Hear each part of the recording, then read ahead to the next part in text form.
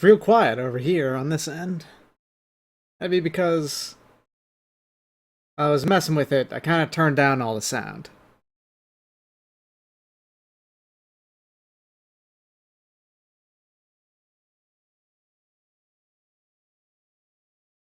Or because I turned it all off. I don't remember doing that. But I did. Alright, so last time, I died. I died and Thunderous May just ceased to be. And that sucks. However, I decided, I don't have to do all of that again on stream. So I went ahead and just did basically everything that I had done with Thunderous May on the new character that I had made for it. That'd be this gal over here. Stringent Sam. I think I'm roughly the same level as I was when I died. I know I have everything the same, pretty much. Got my 2 rapiers. I actually got, I decided to go +4 with that. I'm using crossbow this time rather than the short bow that I got, although I did use this crossbow for a little bit, but I found the heavy crossbow, which is a lot better for this setup. Now it's just a +10 one, and I got a little bit lucky. I got 2 extra Twinkling Titanites off of Petrified Somethings over here on this run, which has given me enough to make a +4 Santier Spear a little bit earlier than I had been before. And I actually have 1 extra, which means I only need 4 to have a completely upgraded Santier Spear. But when I grabbed the spear the first time, well, unfortunately I missed the raw stone. And so I've been using just that for a while. I haven't been able to go and fuse it because I haven't had any reason to go back to the Lost Bastille.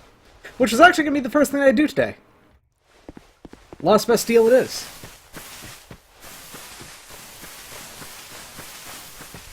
Oh, and also this time I didn't light any bonfires whatsoever, so if I go use a bone, that's where I go.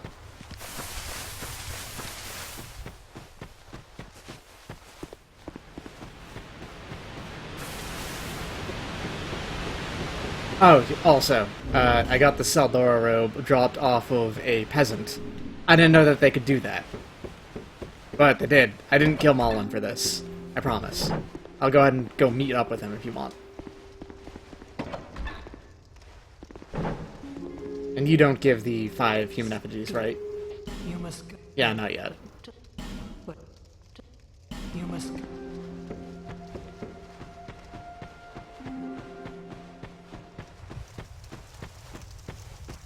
So instead of going up and doing Earthen Peak, because I did do Harvest Valley already, that's just something I did, I'm going to go ahead and go up through to maybe all the way to Sinner's Rise and see if I can try killing Lost Sinner. But if I don't feel confident, say if I die to the... well, not die, but if I get into a fight with the Flexel Sentry beforehand, I will go ahead and go do Harvest Valley instead. Earthen Peak instead. Or maybe even the Gutter. I haven't done the Gutter yet. Doubly good, I found a piece of Lion Warrior equipment, which also reduces fall damage in addition to the ring.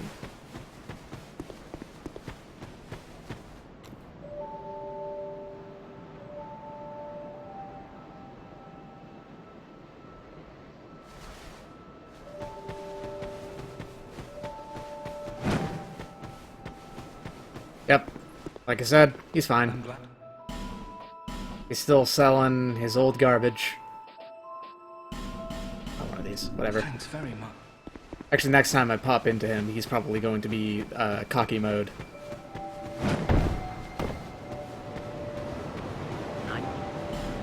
And I need more of these. Almost... oh, wow. Exactly 50. That's what I was going to buy anyway.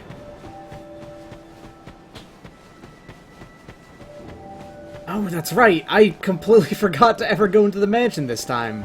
Whoops! I just bought a bunch of the Titanite shards off of Lenegrass to upgrade the rapiers.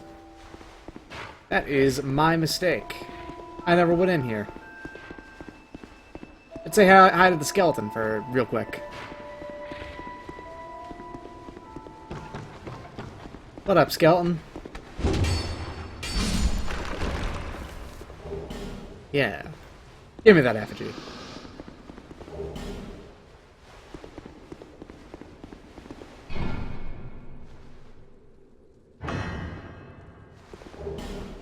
Soul Vessel. Oh. Nah, I already grabbed it. Okay.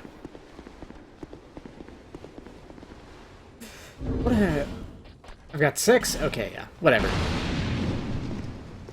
I'm willing to do this, even though it's kind of a waste of a flame butterfly. I unlocked artifacts. I can buy flame butterflies whenever I want.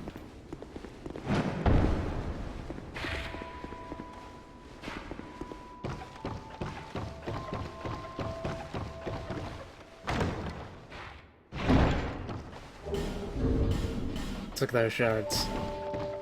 Yeah, I have enough to make a +8 weapon.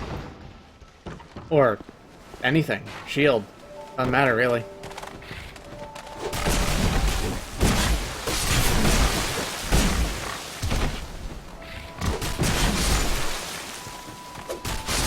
Thanks. Remember, right, if you kill those 10 times, you spawn large pigs over here instead of small pigs. That might also be the case if you have entered New Game Plus at all. That's my... Ooh, my rings are beat up. There's very little I can do about that. The only thing I can really do is use repair patterns. Which I have used a fair number of already. Because this armor is supremely low durability. Alright, I already grabbed those homeward bones. I don't know why I'm exploring right now. All I want to do is go down into... Yeah, I want to go this way. This is faster than going through No Man's Wharf.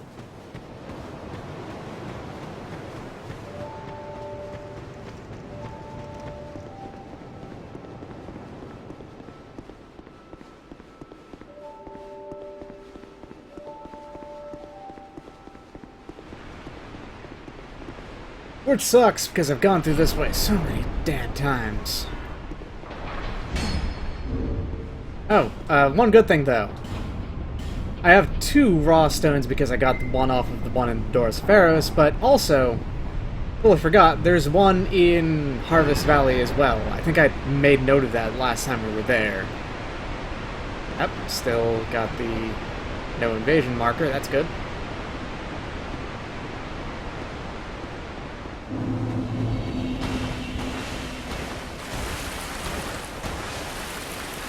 I probably shouldn't do this because it's, oh no, the axeman didn't wake up. Woo! No good.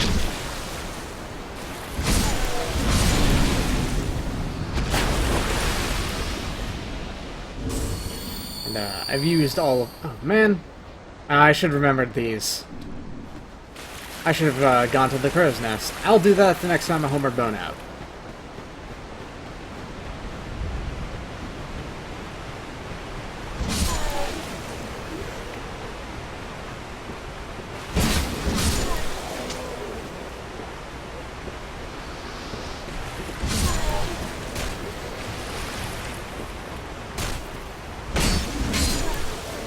Guys are now absolute chumps. But that's to be expected when you're about 60 levels. Sorry, about 80 levels above where you started. 86, to be exact. And to explain my build again, if anyone wasn't aware, yeah, it's just all vigor and endurance, and just enough strength and dex to use Sentient Spear, and 32 adaptability, because that is the easiest way to get 105 agility, which is one of the breakpoints for invulnerability frames. They were always chumps, you're not wrong, but they're bigger chumps now. They die in 1-hit chumps, as opposed to die in 2-hit chumps. Oh!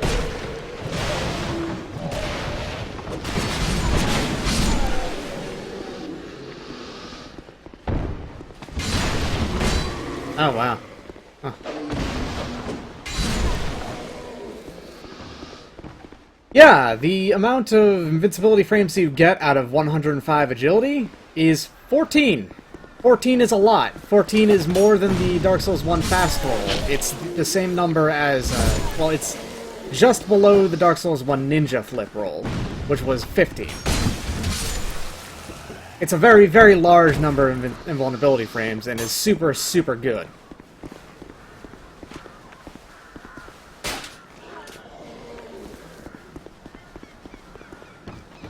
I think the backstep also has like 7 invulnerability frames now, because your backstep also increases in iframes as you level up your adaptability. To the extent that I think if you have the highest possible adaptability, like, breakpoint, which I think is 115, but to do that you have to have like 80 adaptability, it's absurd. Your backstep has about the same number as iframes as the lowest amount of adaptability gives you for your whole roll.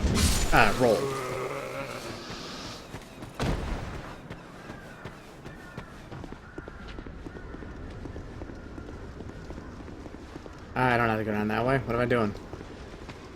Gotta go down this way. Just gotta go down to where the Pursuer's boss room is. It's crazy how to think that the Pursuer actually has a boss fight, instead of just beating him out there, which I always do. Oh, hold on. Yeah, alright.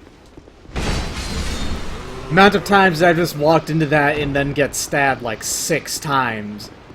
It's a lot. I get stabbed by those two quite a lot.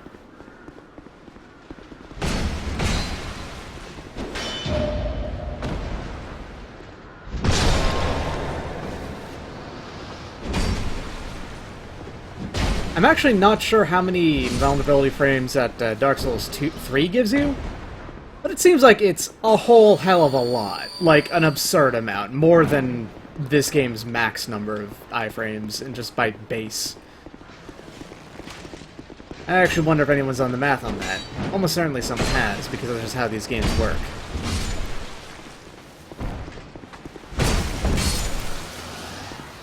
Every breakpoint in 2 is documented.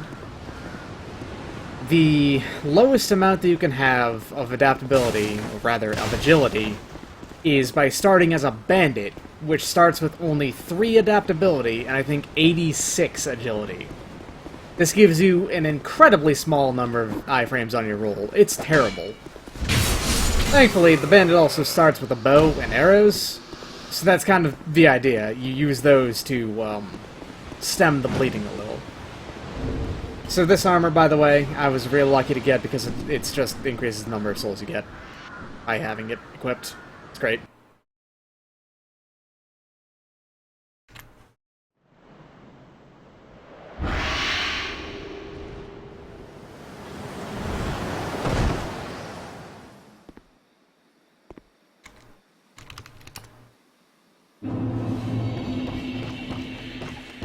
I already killed the Pursuer over here because I wanted him Twinkler.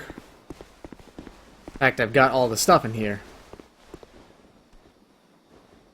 I almost don't believe that it can only be 13 frames for the fast and... What? Oh, man. There's also the same number for fast and normal. Weird.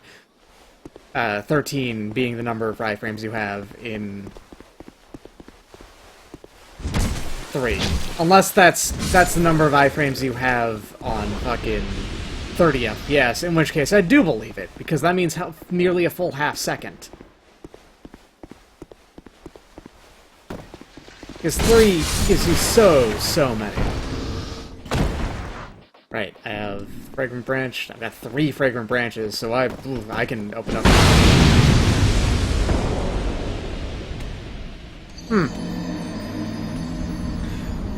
Well! Isn't that interesting?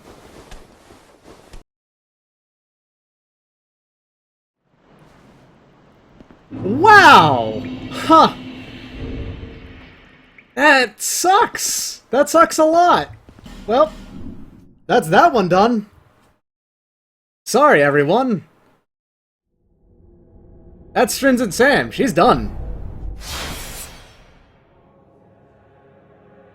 That was pretty much a hard and fast collection of things that went wrong. Wow. Well, I guess I will be doing all that stuff on stream this time. Let's go a different route this time, actually. I'm gonna go ahead and do the gutter first, after getting the Sentier Spear. Completely different route.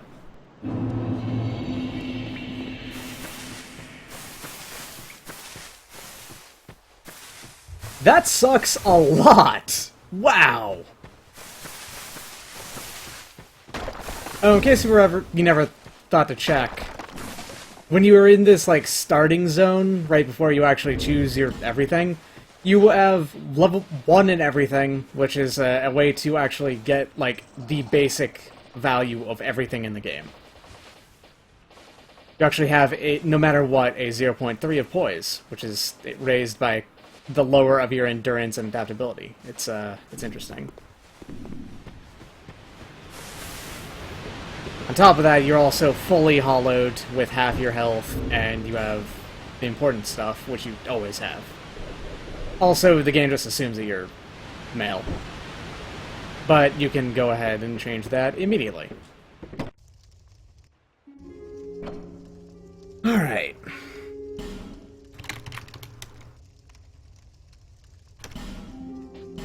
Let's get really dry and craggly on this run.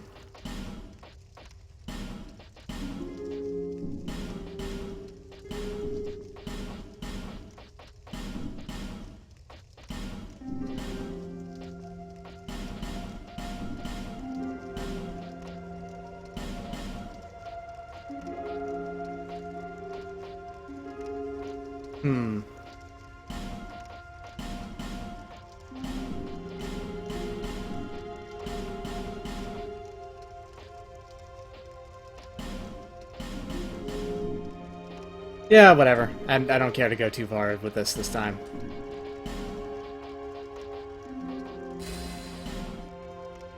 Got Arid Jared. Come here for the same reason. To break the curse. You're no different. Yeah, that makes sense.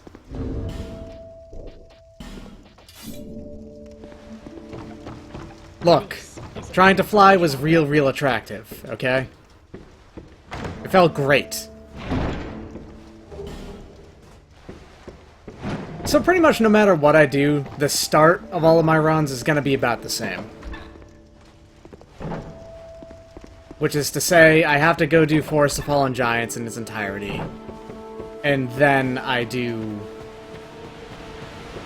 like... it's do Forest of Fallen Giants in its entirety, and then go fight Scorpius Nachka immediately. I go ahead and grab the Sentier Spear, break it, and then I can move forward from there. When I did the backup run, pretty much, doing all that stuff without it being known, I didn't record any of it because none of it was interesting.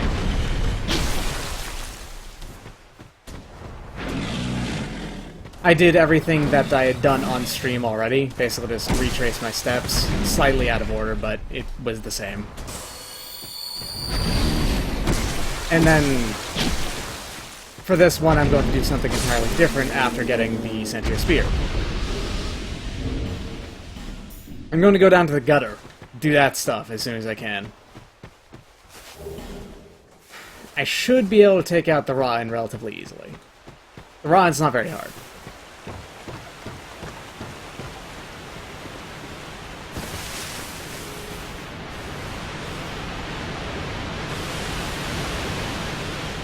Yeah, I died already because I got blown up and then sent off the ledge of the really long bridge pit in Lost Bastille.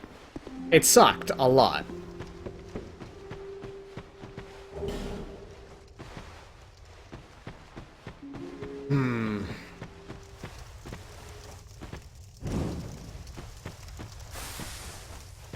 Why not? Let's just do this now.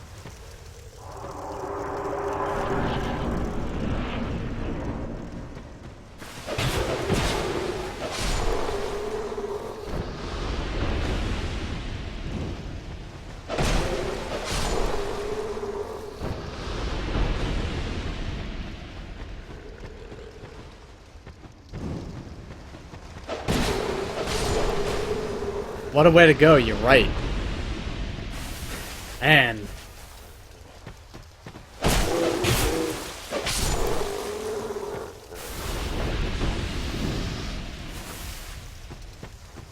I'm annoyed at that. If I wasn't, if I didn't literally just start, I would probably have gone ahead and just stopped for the night. Or did something else. I don't know. All my settings are just for this.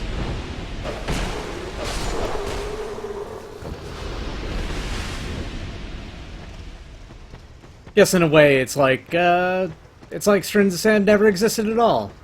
And you get to see everything.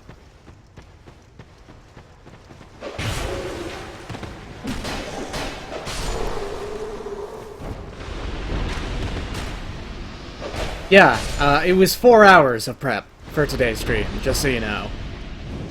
It took me 4 hours to do everything again. Which is actually faster than I did the first time. The first time it was 6 hours because it was through 2 different streams, basically. But for this time, 4. Because I wasn't stopping and pointing anything out or anything of the sort.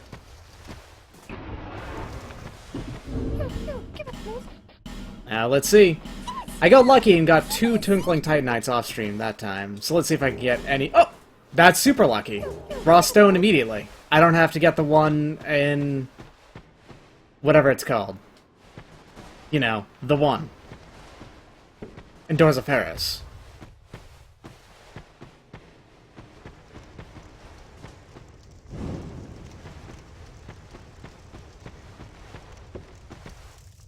Although I can't imbue them until you go to the Lost Bastille anyway.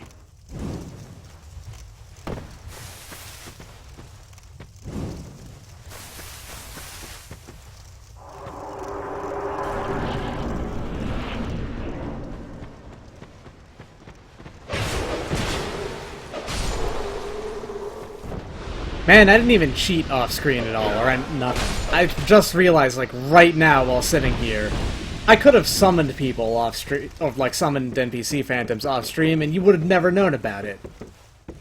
Damn! I did that all legit.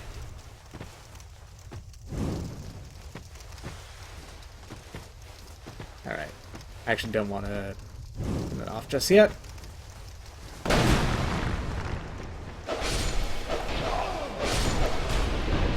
The good stuff.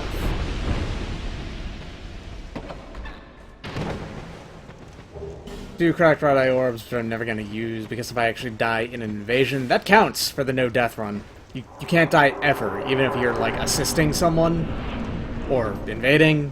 Doesn't matter. If you die, you died, that means it counts for no death, and that's just, super unpleasant.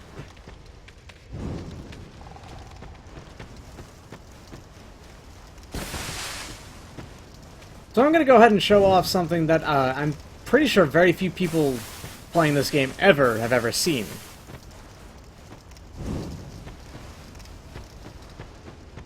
You ever seen one of these torches actually burn out? Like, let the timer run out?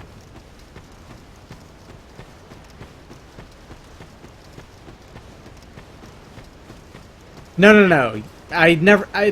You would know eventually if I used an out-of-the-way bonfire or something, because if you use a bonfire, period, you cannot get one of the rings. That means that, no matter what, you will learn whether or not I have cheated on those counts by the end. If I don't get both rings, then I cheated at some point, or I fucked up at some point.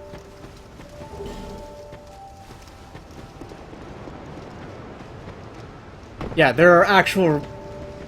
That brazier is always lit. I didn't know that.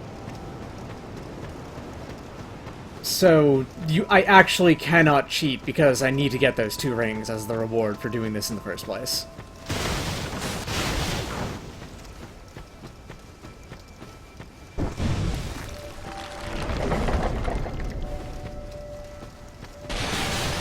Oh. Piss! Okay, damn it. I messed up, I'm trying to remove it.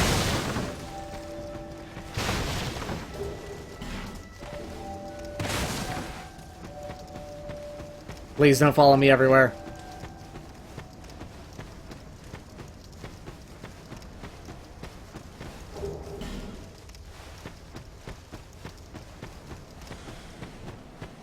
Up, yep, there we go. There goes the torch. So when torches burn out, they just do that. They just kind of like fade away. And I'm back to having 0 torch time. It's extremely rare to let your torch run out, ever, because once you get like a few of them, you have functionally unlimited torch time. It's honestly baffling why it's limited in the first place. What am I even looking for? Yeah, that's right. It's just, I want to talk to this dude. And also, oh right, I'm online. If I went offline, it only counts your deaths, personally. So I could always just check that as well. There's pigs, though.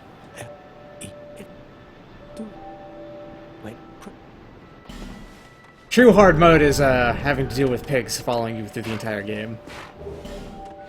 That is a what? Okay. Later, Salden.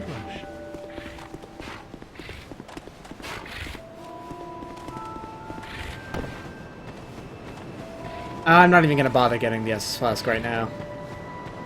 And I don't want to level up either, because if I do, I actually don't get enough souls to get the Fragrant Branch immediately.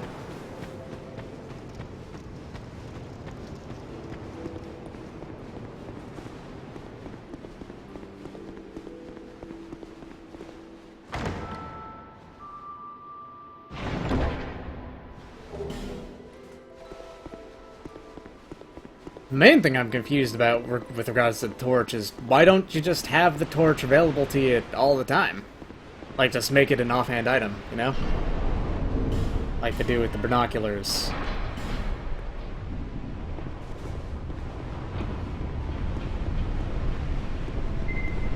I don't know. It's probably something that's a legacy of the first director of the game. And they just never got around to just making it an item. Torches also have a item description, which you can only read on the, like, you know, loading screens of the game. You can't access it otherwise, ever. Because they don't have an inventory slot.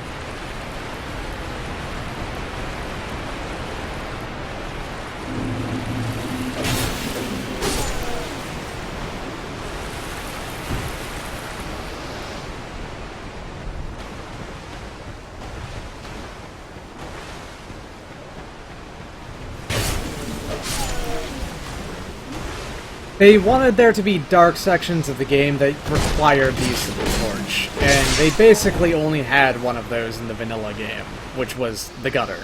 And even then, the gutter didn't really need you to have the torch, it was just a little dark.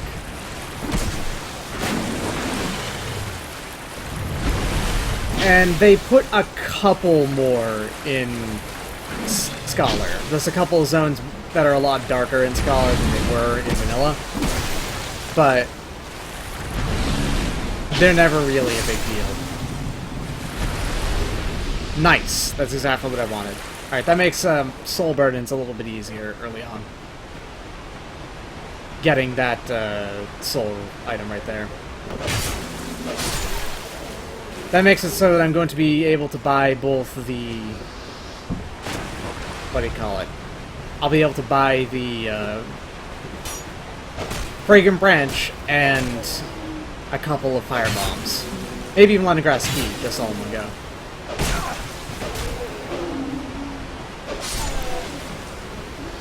Yep.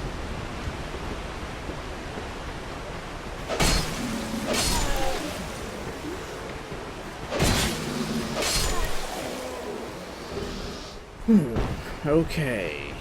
That guy never got up. There he is. I don't want you up there if I'm gonna jump down to that.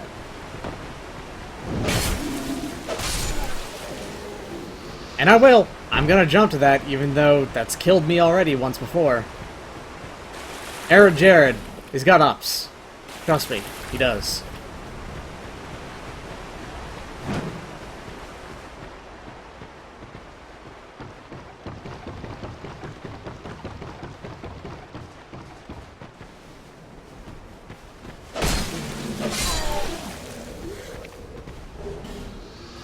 Green Blossom. And bam. It causes that guy to start descending, which you can attack him off the ladder if you're quick enough. And yep, I've started to become able to do that very consistently, so that shouldn't be a problem ever again.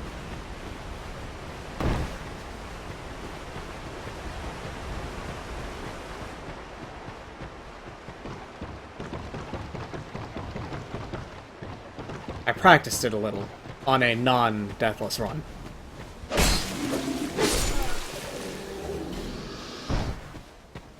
Infantry axe. I don't get those very often.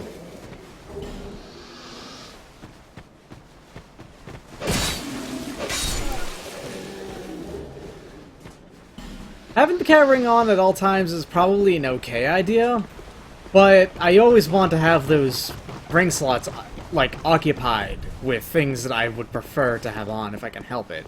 Having the cat ring on at all times during, like, the gutter, that's a super good idea. Like, whoa. Yeah, that's just good thinking. But probably not at all times everywhere. There's just zones where you're not going to be taking that much fall damage. Like Shaded Woods. When are you going to ever take fall damage in Shaded Woods, except, like, when you're going down into the pit with Ornifex and the Acid and the Basilisks?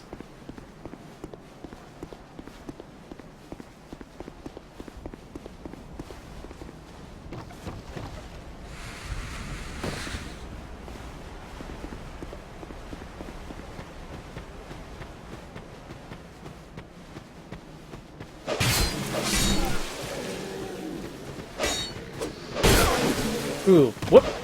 Okay. I'm being attacked by two men who die in one swing.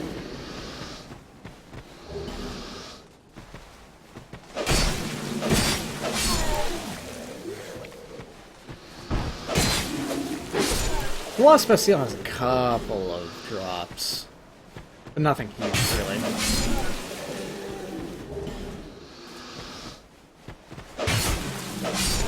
I grabbed the short sword that was up there, right? I hope I did.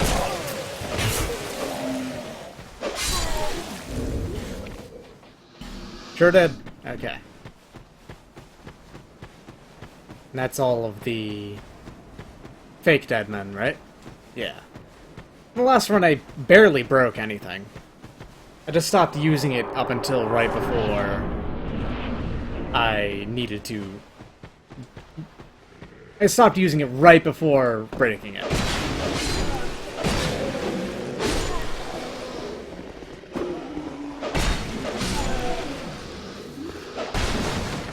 Ah, well, broke this one this time, so never mind. Here's a broke-ass scimitar. It's coated in plastic wrap. My aluminum foil sword! Hell yeah.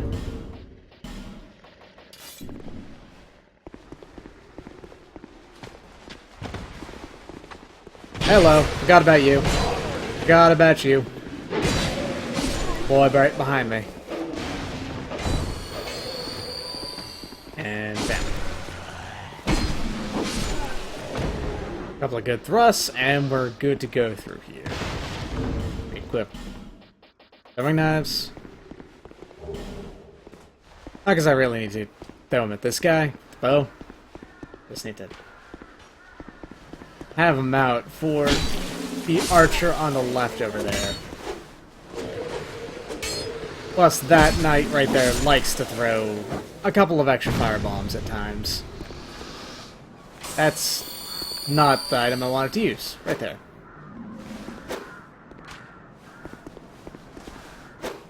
There we go.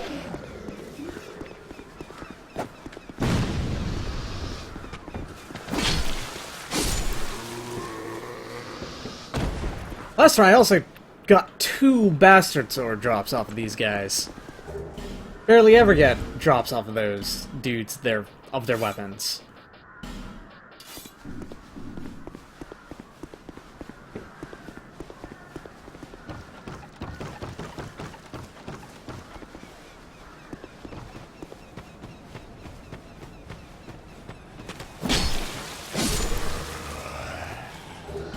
Switching urn. Wonderful.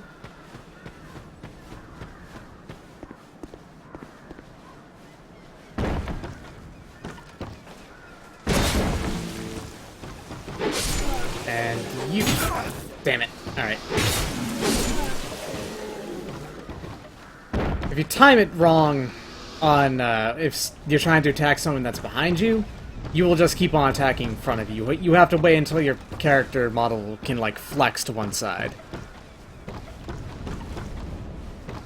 Oh, power stancing bastard swords is a good time, friend. Trust me. I've power stanced great swords before. It's great. It's not good, but it's great.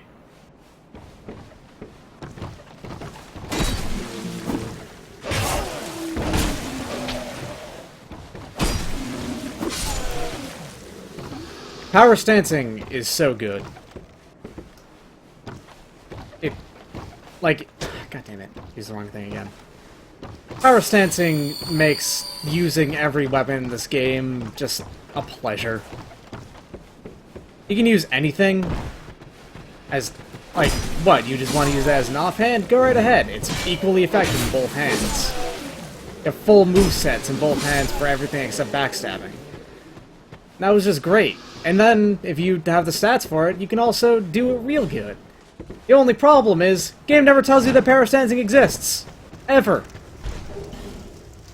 I'm willing to bet there's a lot of people who don't know that you could ever power stance in this game.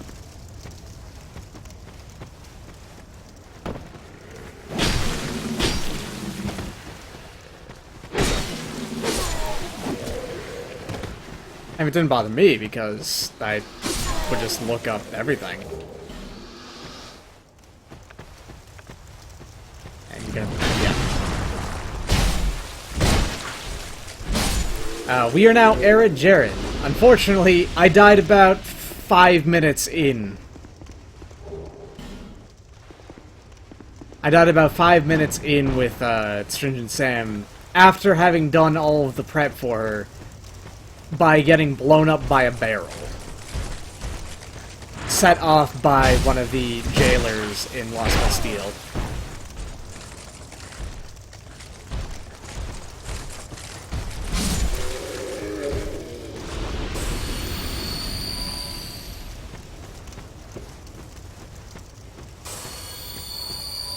I don't think that was a bug, and I think that's still in the game. It's just that if you have great axes in this game with the low hold stance, there's two different types of great axe, technically. There's the double-bitted ones that are held low, like, well, like the swords are, like this. And then there's the really big ones which are held over the shoulder, like the great swords. If you power stance the two of the low ones, you would use the sword power stance moveset, which was, I'm pretty sure, intentional. It was really good, and I think you can still do it, even. I could go ahead and check on another one of my characters. If we're really interested.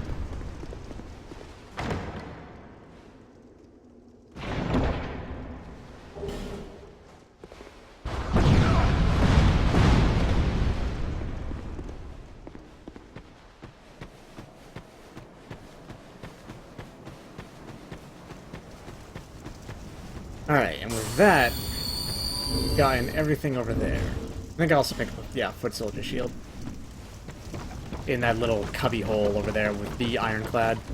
I picked up, I think it was the leggings? Yeah, I hate the leggings. The gloves and the leggings and the armor, well, the armor's good, but I don't particularly like using it. But the helmet for the ironclads, I kind of like. It's a ironclad mask sort of thing. Big ol' helmet. You can actually still see your eyes through. It's neat.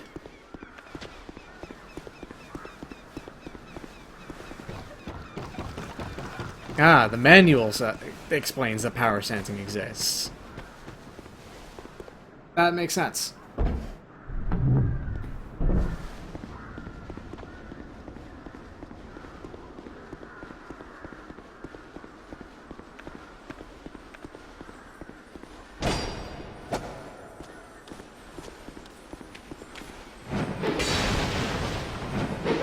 There we go. 2 Titanite shards.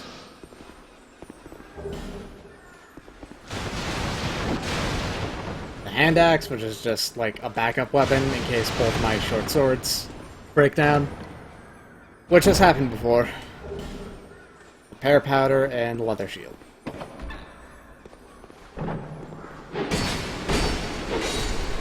Their repair powder is very important in No Man's Wharf, from my experience. I almost always take too much damage to my equipment in No Man's Wharf.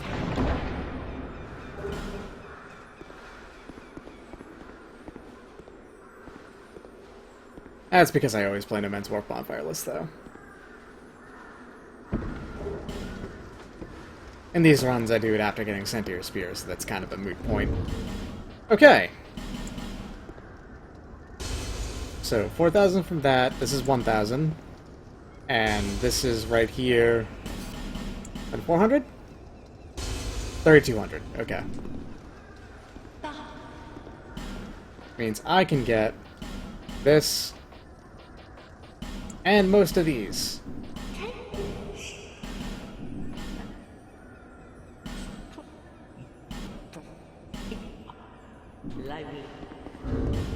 Give me cover silver ring plus 1, and that. Oh, hold on. Ah, piss! I'm gonna have to go buy a quick, I'm gonna need 200 souls to grab a firebomb, unless I get one from an enemy. I think these guys get 90 each? 108 after the increase, yeah. So that means I need to kill 2 of them, 3 of them, including this guy. And quickly buy a firebomb.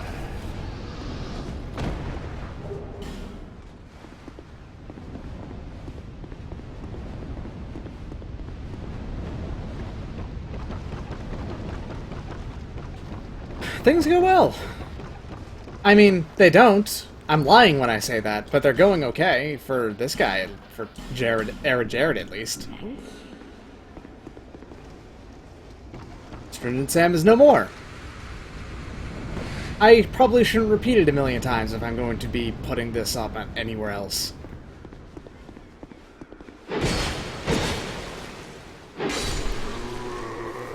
Hello, soldier gauntlets. The bad gloves. Yeah, only one gauntlet, technically. The other one is just right off.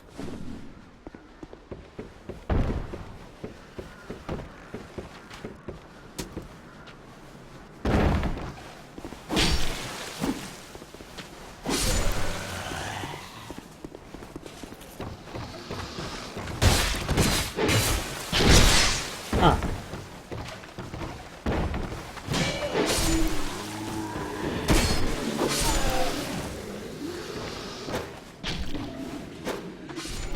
I'll just have to be much more careful around pits. I do not know why I didn't even notice that that guy was there.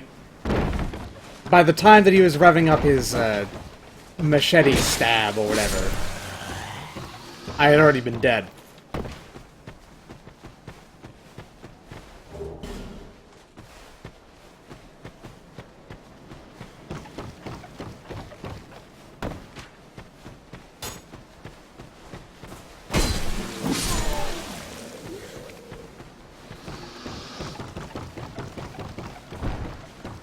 Alright, then there's just a couple more things to grab. For instance, this. It's just a torch. I probably can just forget that that exists.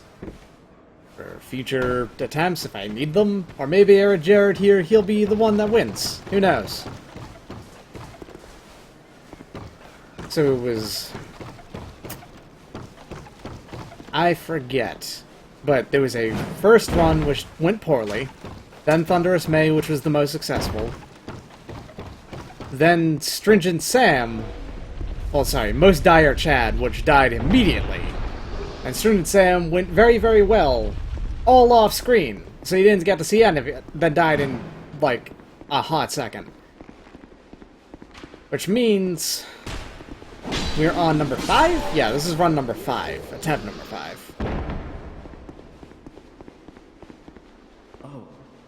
2 died quick, 2 died real slow-like.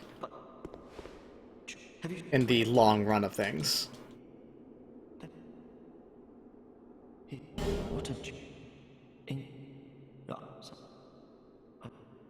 Back in Majula soon, like it says. You know, I just thought of something.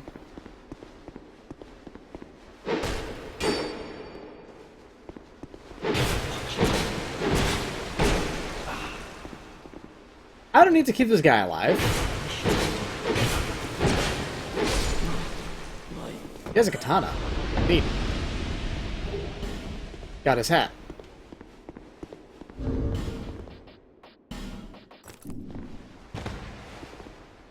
That's a good look.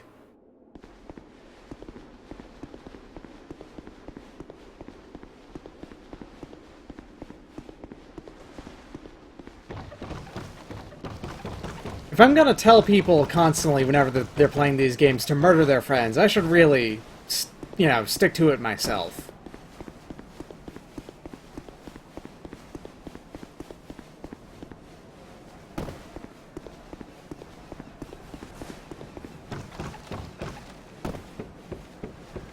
If I want the rest of his equipment, I can just buy it. It's no problem.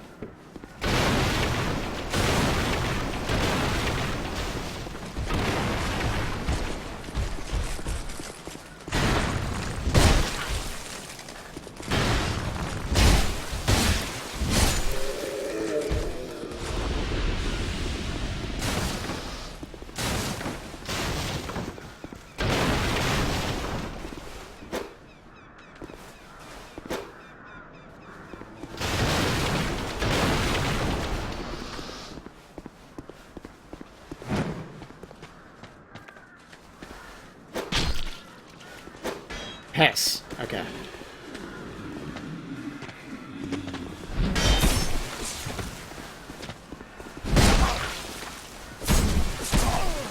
I hate the spear guys. Ugh.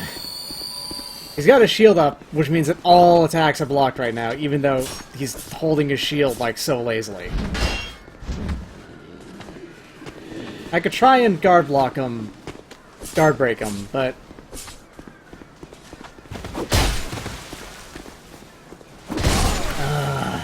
okay, fine. Whatever. Doesn't matter. If I play poorly for a hot second there, it happens.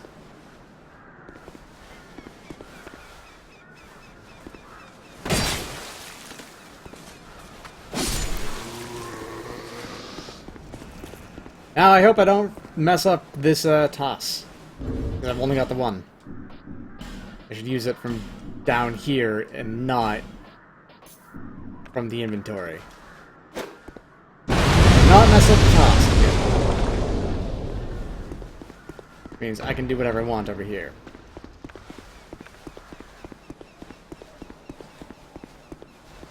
Pursuer time.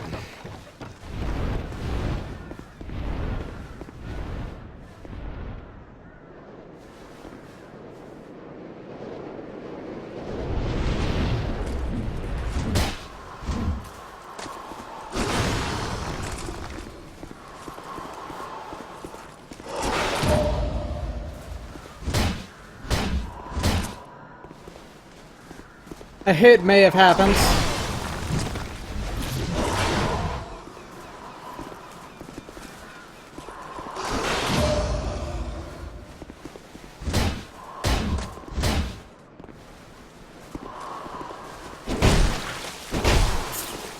Woohoo!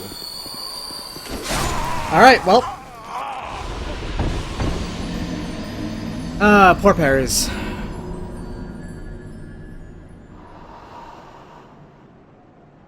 Well, see you later, Era Jared. It's the second time I've died to that, which is rare. It happens.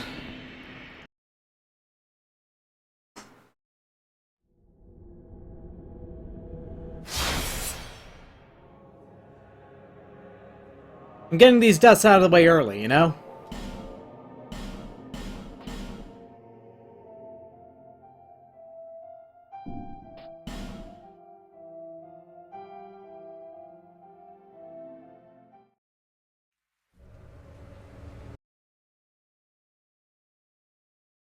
What was next? I think I remember what was next.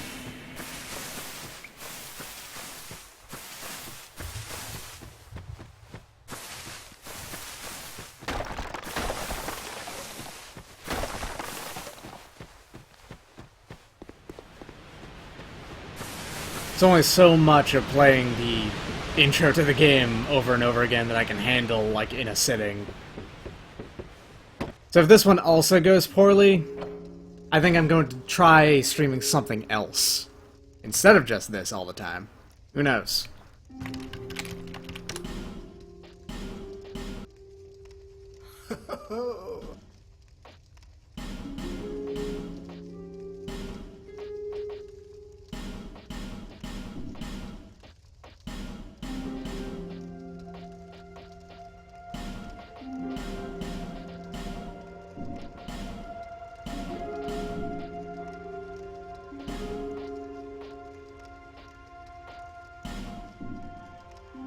Yeah, whatever.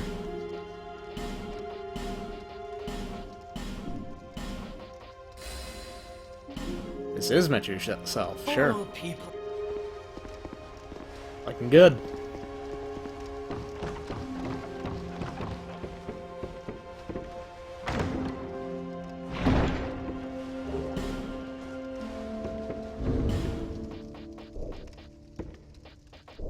You know what? I want my roll to be much longer. So I'm going to take off most things and have as little equip burden as possible.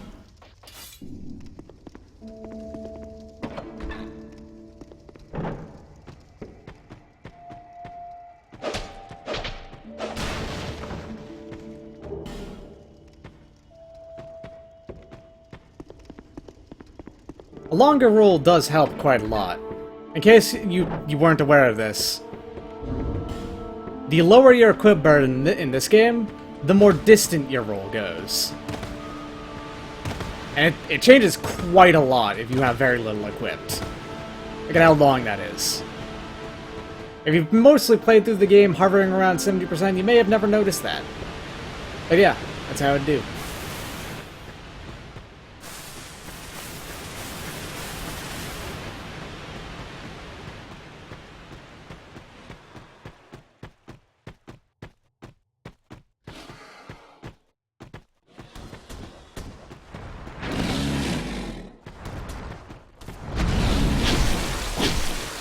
I want to, get hit as little as possible anyway, so...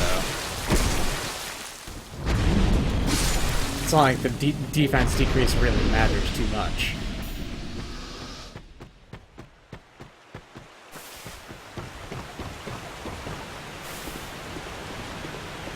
I mean, that's fair. Fashion Soul is obviously the most important thing to do in any of these games.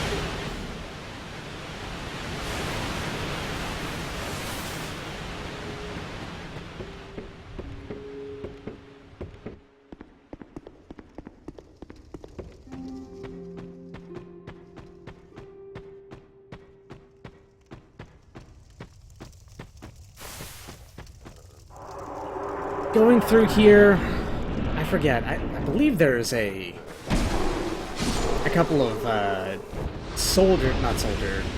lost undead soul items throughout this place.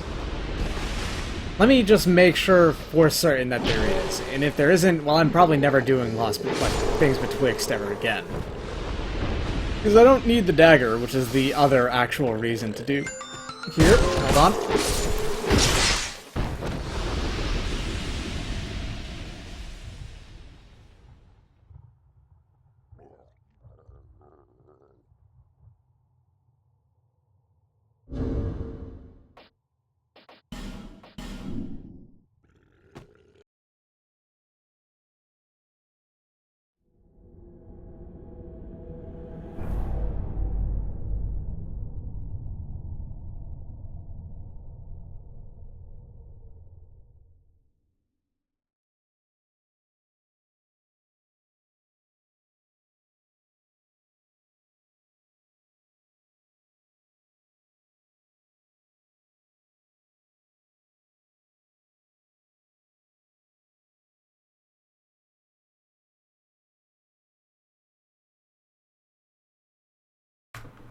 Ah, sorry about that.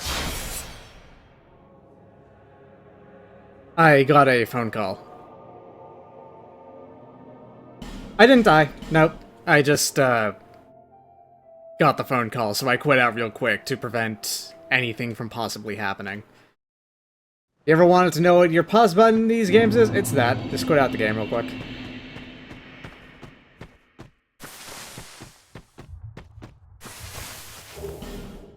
Dagger?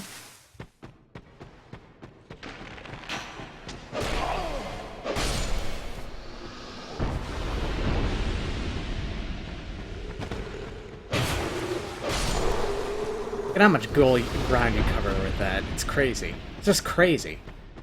What that is, it's crazy.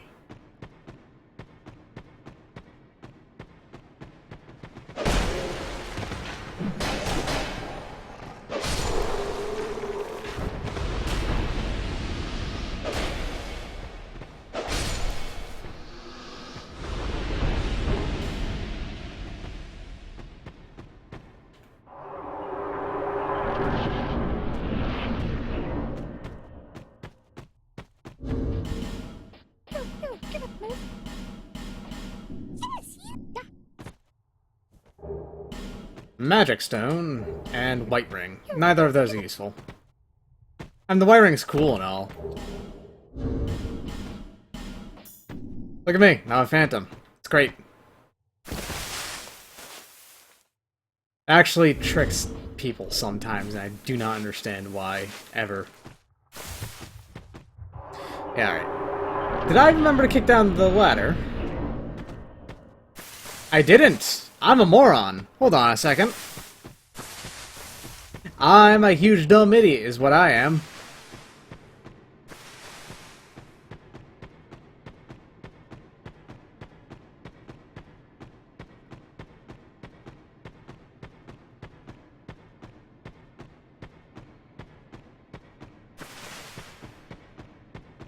I just went back. God damn, I am completely losing my train of thought here, and my mind.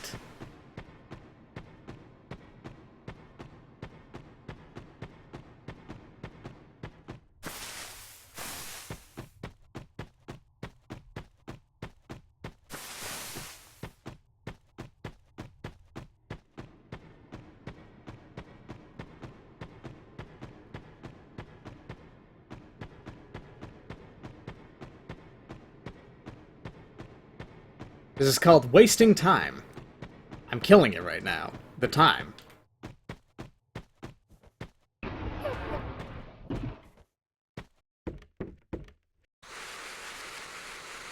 If I have to, I'll put on some clothes. You know. If I have to.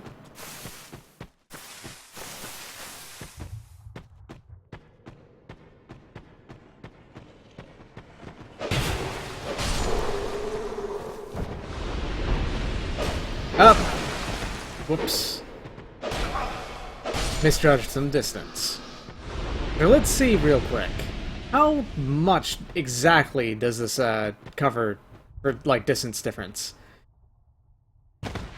Enough so to actually get me into these reeds if I have nothing on aside from my weapons and the rings. Now if I have clothes on bringing me up to 31%, yeah, it's about a third extra, maybe? It is noticeable.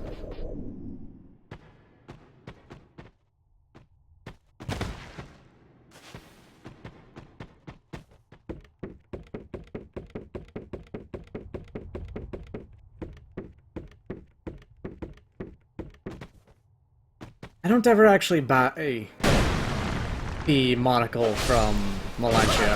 I hate how it looks. I hate how it looks enough that I don't ever buy it or equip it. Alright, so from what I'm gathering from just finishing off Things Betwixt for now, is that the only reason to go through it is just to try out the crows. That's it. I don't have to go through the second part at all. I'll keep that in mind. And that's the way from, and this is the way to. Okay.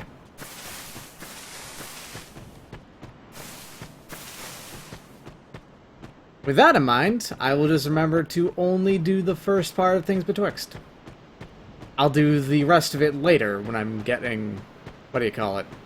The Twinkling Titanite from the Pursuer that's over there. And unlocking the coffin.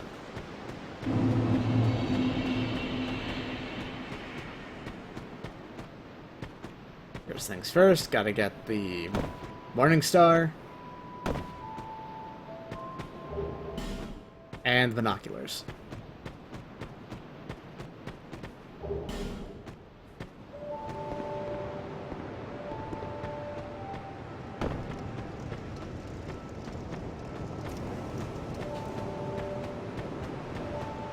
I don't want my characters to have facial expressions.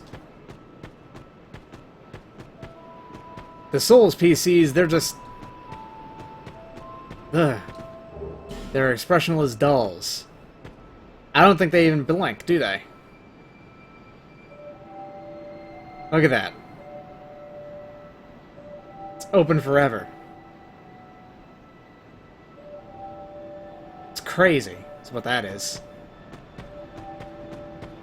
Absolutely no facial expression whatsoever. It may as well just be a texture.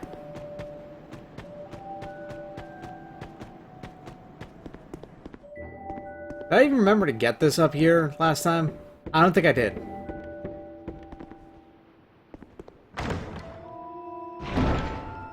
All this does is ease up my burden on Titanite for a bit.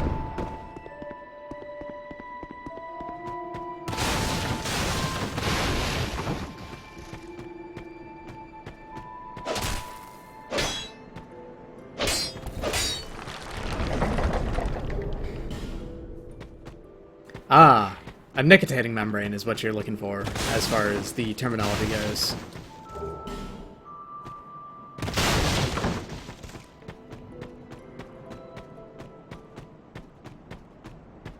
It's cool stuff.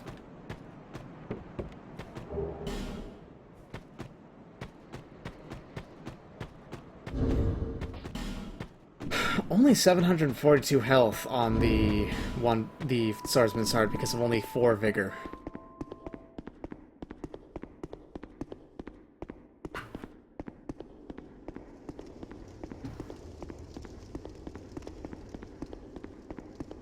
Let me turn that off.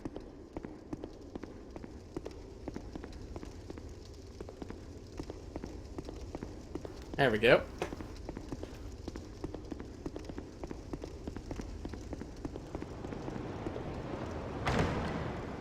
I decided this time the shield might help.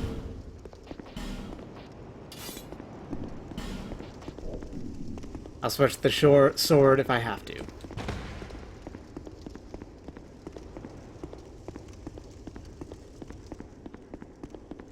Huh. Man. The Haid set looks so good, for the most part.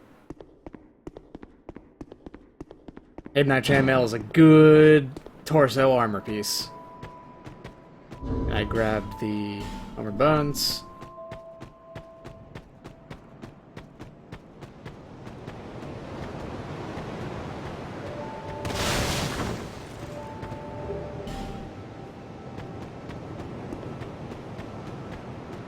At least it's a lot easier to get it now.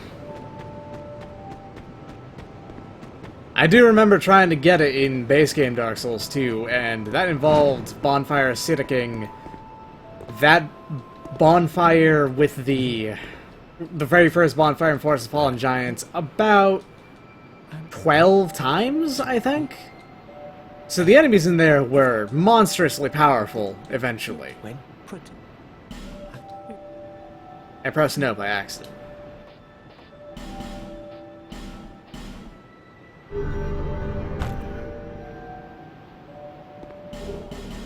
May you find peace. But I did get the full set legitimately that one time. It was awful.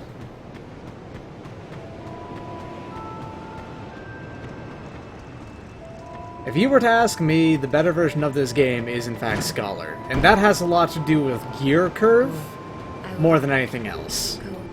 And the ease of getting better equipment and, like, upgrade materials. To be honest, in this game, you should pretty much have your, like, +10 weapon really, really early on. Like, before you have to fight any of the Lord Soul bosses, really, if you move around through the zones.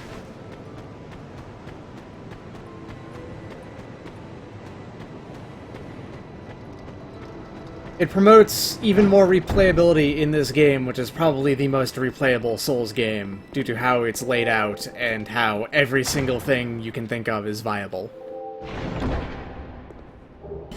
The only thing which might seem a little damage anemic is miracle builds. That's it, and that's only if you're using lightning spears. If you just use Heavenly Thunder, you're going to be doing damage, my friend.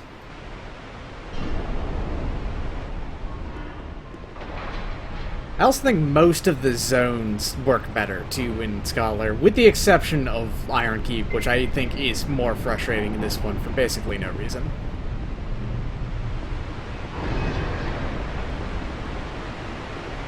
They place those archers in just the right points in which they can pretty much always hit you.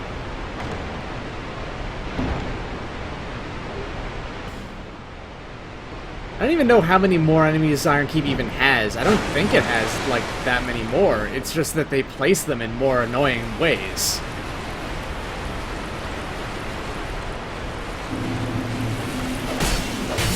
You can move, like, 2 enemies in Iron Keep and it'd be fine. More or less, both of those enemies would be archers.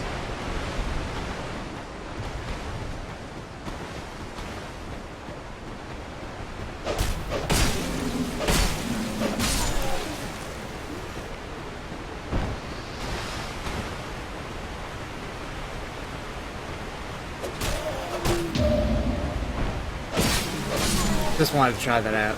Works out.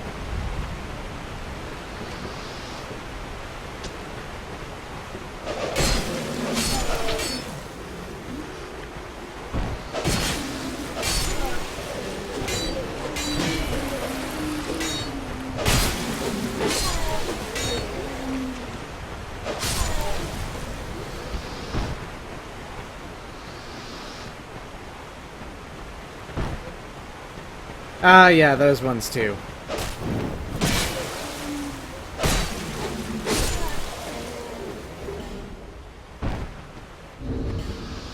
Yeah, I've got the other supplies this time. I didn't have pigs chasing me to prevent me from getting the flask. Pigs.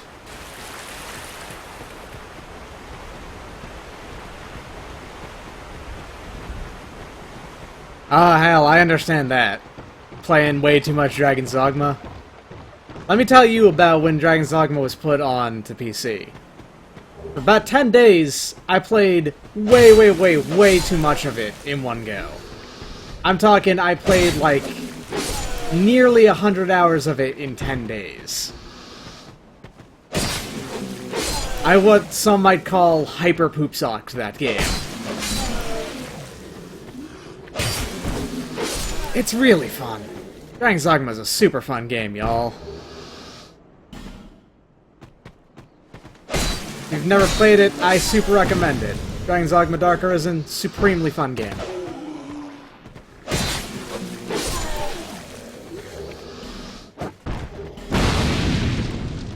You don't get that game? What do you not get about it? Maybe I can help.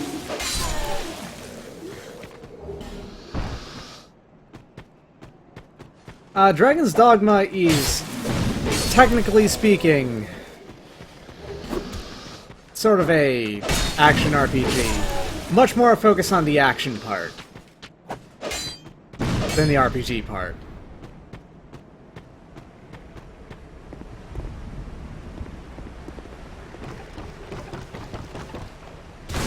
Forgot about you. I normally never forget about you, but I did.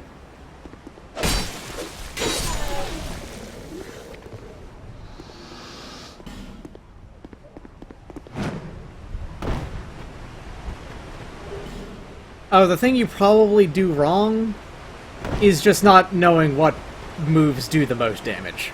That's more than likely the case. And also... and not upgrading your equipment in the, like, most optimal manner. Because equipment is obscenely important in that game. It's far more important than your stats.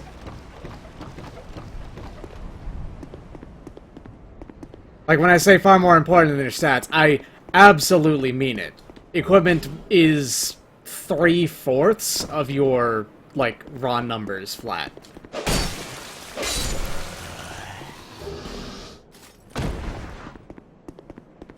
Probably the ogre.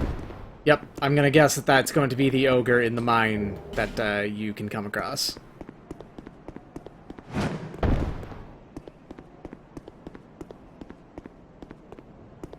The ogre in the mine is a thing that kills a lot of people.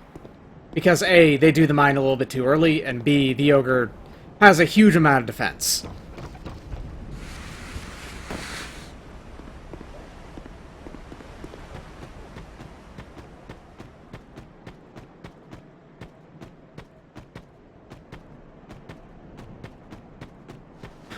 On top of that, people will probably... The way to punch above your weight in Dragon's Dogma is using parry-ups, and chances are people will not tell you about that for a long time.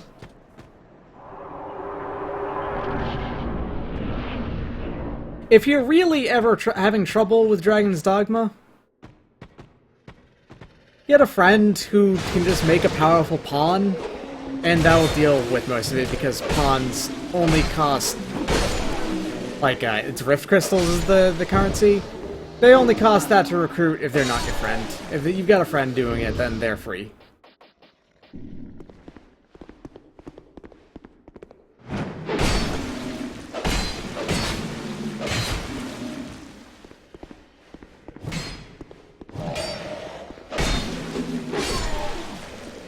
Oh yeah, keeping your pawns up to date with your level and all that, that's also kind of important. Because if you just use the same pawns forever, you're gonna have shitty pawns. Hold on a second, know what that is? If you don't know what pawns are, that may also be a problem.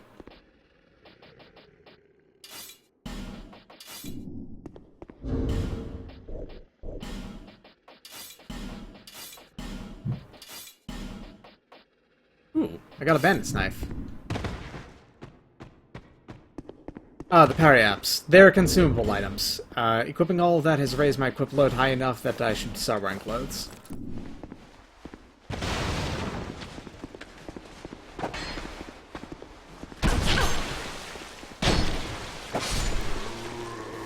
Parry-ups are just a consumable...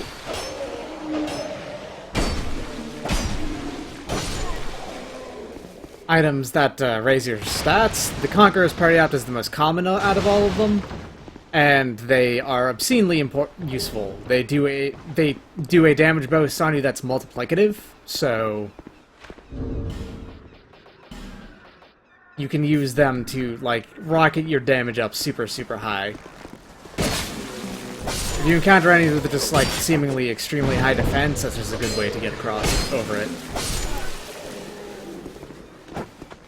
Hell, you know what? If I die here, I'll just go ahead and stream Dragon's Dogma. That sounds a good idea.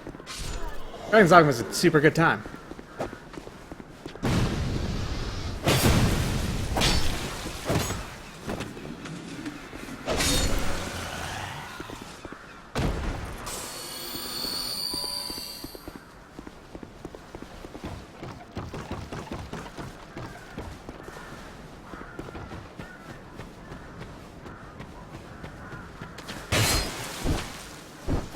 I messed up twice there.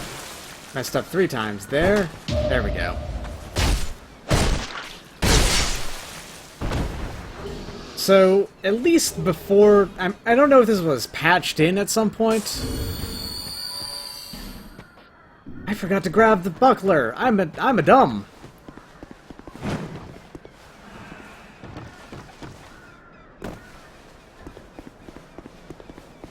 I don't know if this was patched in at some point, but you actually can do 2 different ripostes on enemies you parry. There's the standing riposte, which is normally only gotten from when you guard break an enemy with a shield, or the laying down, you know, coup de grace a riposte. That also works.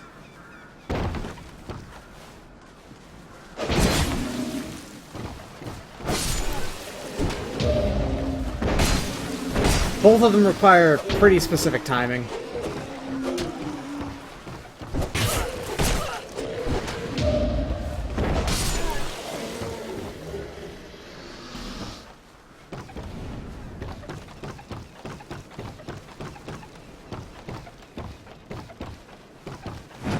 I mean, that's fair. Dragon's Dogma is a little bit aimless. It doesn't really...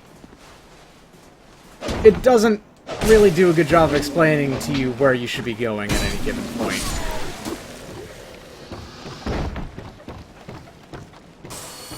And there are perhaps too many quests that get in your way as far as trying to do things. And yeah, those hitboxes, though. Sometimes a little bit overly precise, and not generous enough at all. A common complaint about Dark Souls 2 is that its hitboxes are, like, wonky because, like, they're too large or something? They're really not. If anything, they're too small.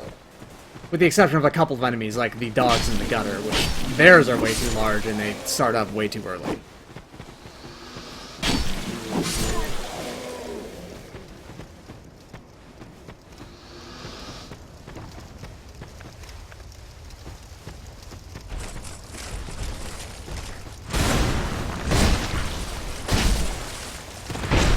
Yes. Okay. Dodge back when I should have dodged in. Or just walk back.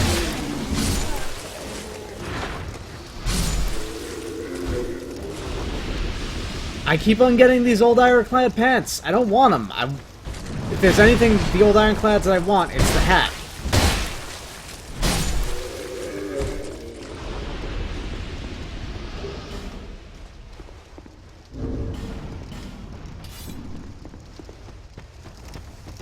Alright.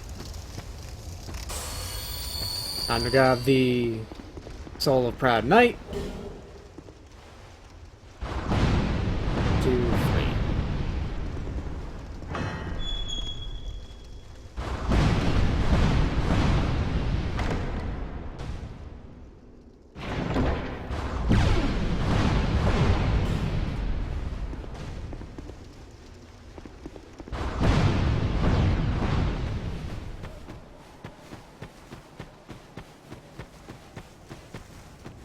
Want to talk about Dark Souls 3 and uncomfortably large hitboxes? Let me tell you about the Twin Princes boss fight, Lorien and Lothric. Hoo boy, that's an unpleasant fight. There's the 4 Prism Stones I could grab over there, but I'm not even gonna bother. Like, Prism Stones can conceivably ever give you good items, because the way that the crows work is that, technically speaking, every single one of the, smooth and silky stones can give you anything on the list. Well, the prism stones can give you anything on the list, but more often than not, they'll give you the garbage on the list. And the small smooth and silky stones will not give you the garbage, but they'll give everything above that, but more often, like, their tier. And the normal ones will give mostly their tier, but they can give anything above them as well. And then Petrified Somethings give you, like, all of the unique stuff that you can get off that list. I personally hate the Lorien and Lothric fight. That's just me, though. I don't think it's very good. I like it conceptually, but in practice, the hitboxes on it are actually too fucked up for me to enjoy properly.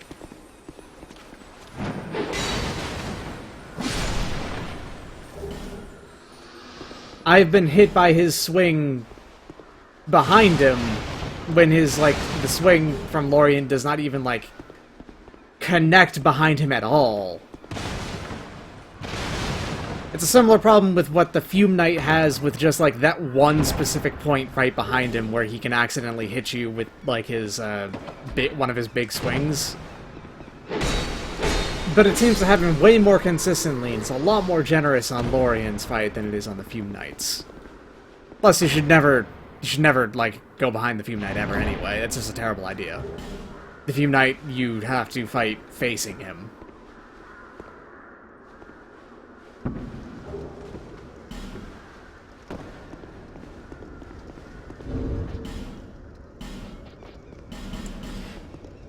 It's understandable, Bradway. Fume Knight is officially the hardest boss in Dark Souls 2.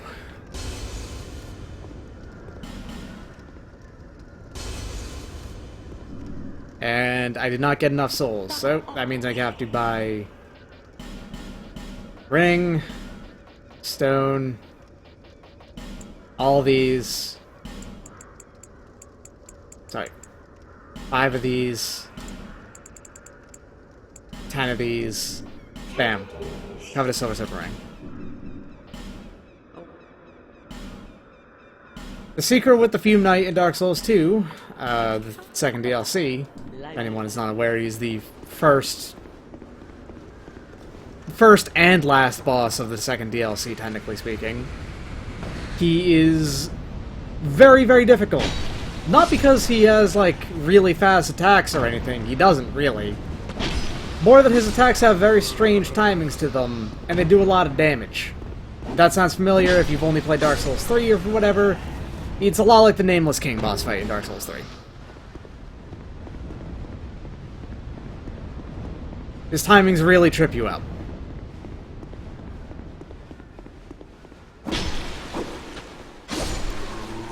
When they released info on who... Because they were tracking info on, like, what bosses or, like, what weapons people were using for a long time in Dark Souls 2 on a website called The Far Fire. And it was super neat, but I think it was taken down at some point because the information was, like, no longer necessary after 3 was released. Collected information released from FromSoftware themselves released that the hardest boss fight in the series, or at least in the game, was the Fume Knight with a 93% death rate, which means that 1 out of 12 attempts with the Fume Knight ended in failure.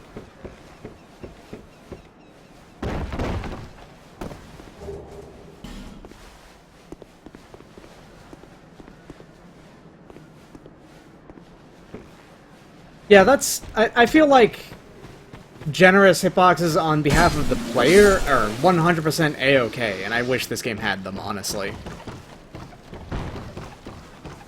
They're very finely tuned and precise in this one, which means it kind of feels like your range is just not good enough sometimes. Like, I'll admit that.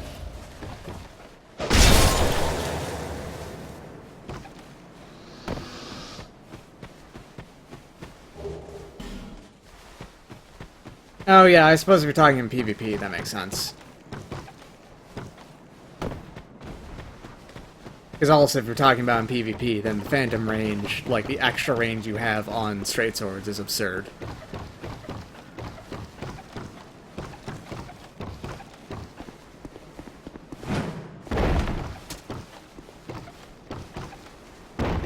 Though I think these days in Dark Souls 3, the PvP king of weapons is the greatsword. From a combination of the one-handed moveset being significantly sped up and the two-handed moveset having a ton of poise frames on it now.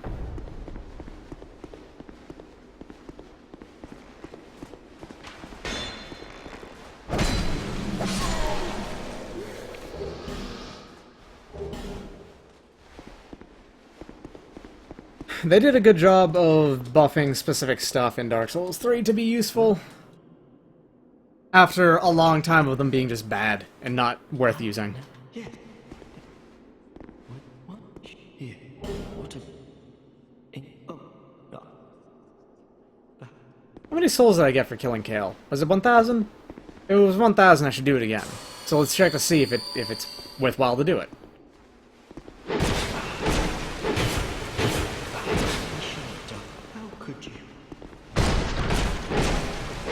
I reached gold in both the squad and duels on the PvP thing in... It's only about 600. That's not really worth doing. I should let Kel stay alive from now on. On both the group and in the duels in the arena in 3. The arena was really fun up until people stopped using it so, like, often. It's really hard to get a game of it going now. I also kind of preferred it when it was just the one map. I don't like the other 2 maps as much as the kill map. I'll murder my friends as much as I want, if it's useful. It's not particularly useful to murder my friends here.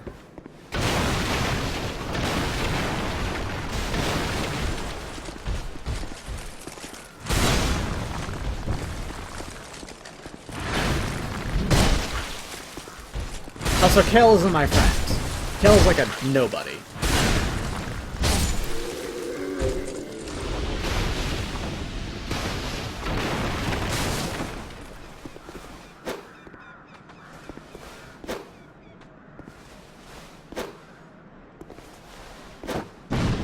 Oh, thank goodness. That actually could have hit that barrel set, and that might be able to kill me one hit, the exploding barrels. I don't know for certain.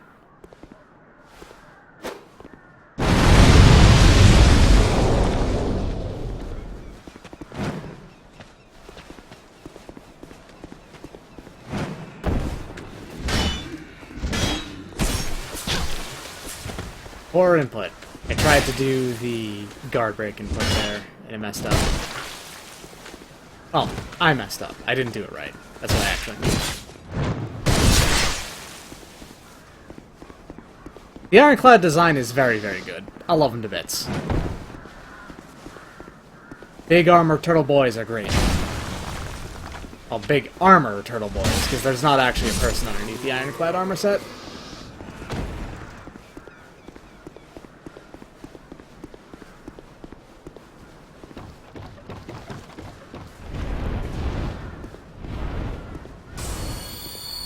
Alright, take two. If I die here, we switch over to Dragon's Dogma. That's just how it do.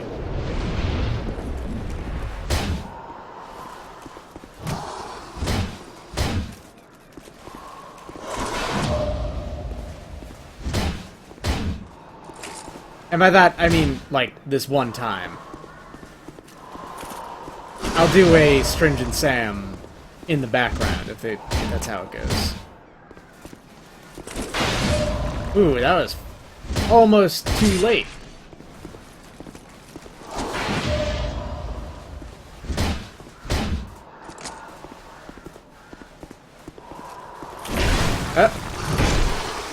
Ooh, that's no good.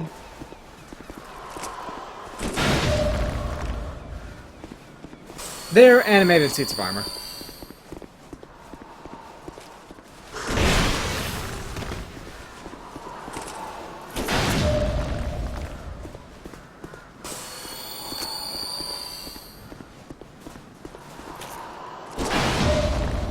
Same, like the Pursuer. I would have liked to see the Pursuer actually show up in 3 at all. I love the idea of the Pursuer. He's also, like, fun enemy, honestly. I mean, his shield is in 3. Just his shield. Not his sword at all, or, like, anything else about him. Maybe in 3 they could actually have him use all of the— oh! Piss!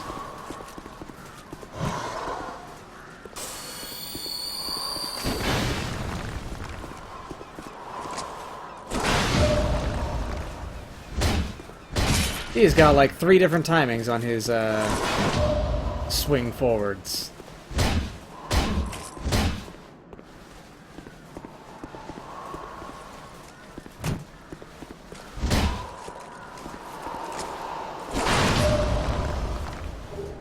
Oops. Okay, the little guys didn't wake up.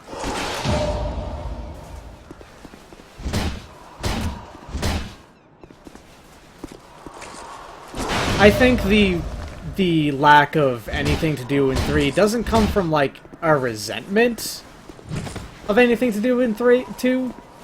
It's purely more because Miyazaki didn't have that much to do with Dark Souls 2. You know, he'd prefer to work with things that he actually worked with. Yui Tanimura was on the development team for Dark Souls 3, but not as heavily as he was in 2. Because, I mean, in 2, he was partially responsible for fixing this game. So.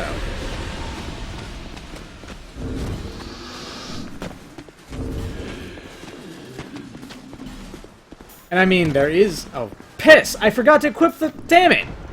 I forgot to equip the Covetous Civil Servant Ring. I'm an idiot. Man, that's like, 3,000 souls down the drain that I could have gotten.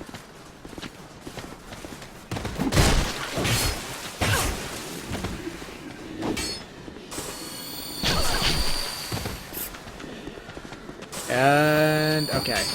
You know, if he did the, like, rushing forward stab again, I would have been dead.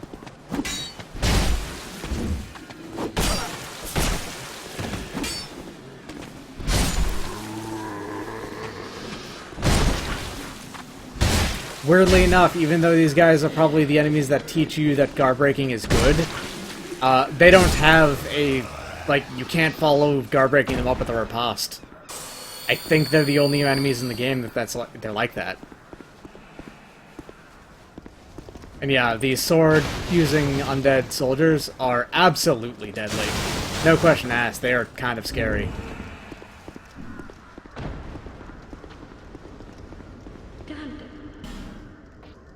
But no, that's the thing, I was just doing it. You can't follow it up.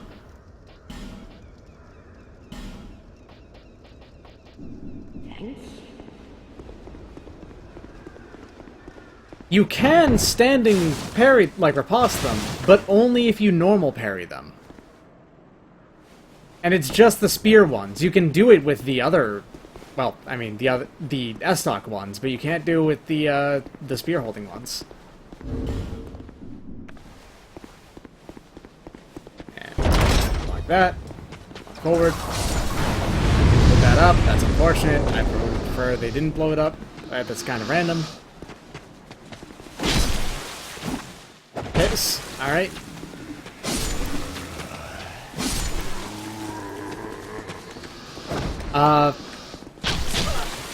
It is 100% more cost-effective to skewer pate later, because on this run,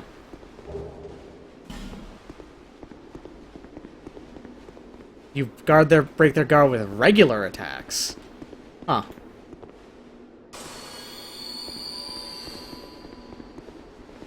What with? Because they have, like, infinite deflection on their shield. Okay, poison one. Not a big deal. The crossbow trap one has killed me before. It's awful.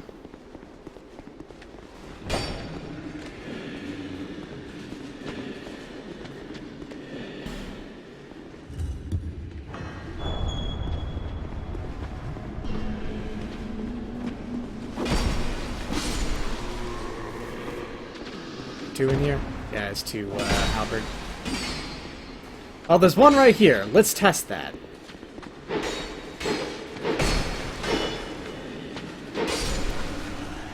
As I was just showing, you can't do a follow-up riposte if you do with the guard break.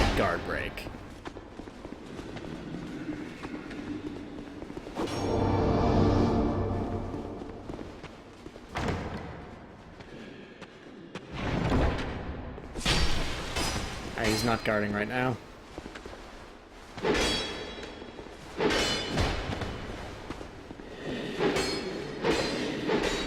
Wow. Good work, bud. That was a normal attack. Nah, he's gonna die before I get the chance. Damn it.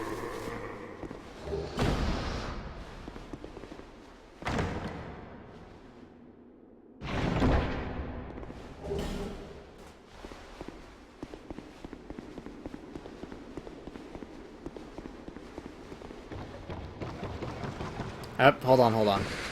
I never actually grabbed the shard over here.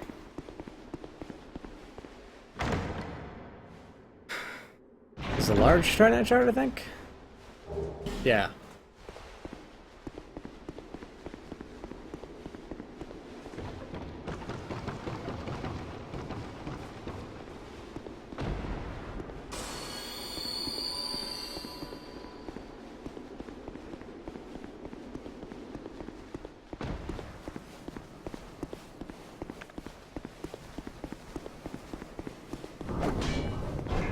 Okay, and now there's about 5 enemies that pop up in here.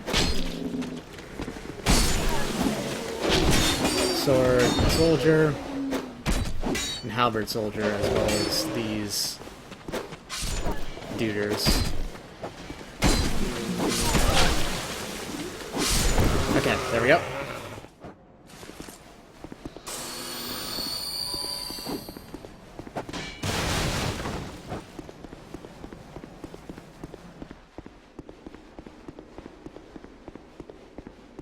Okay, then let me rephrase the thing I said.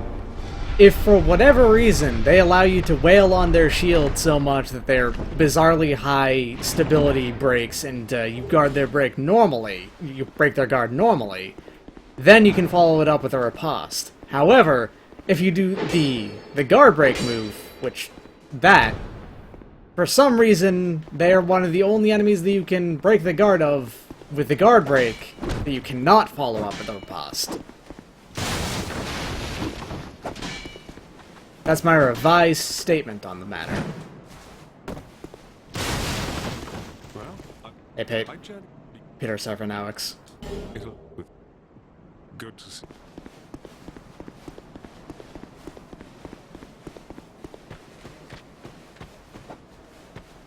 There was a lot of barrels over there. They're not there anymore. This is the normal short sword.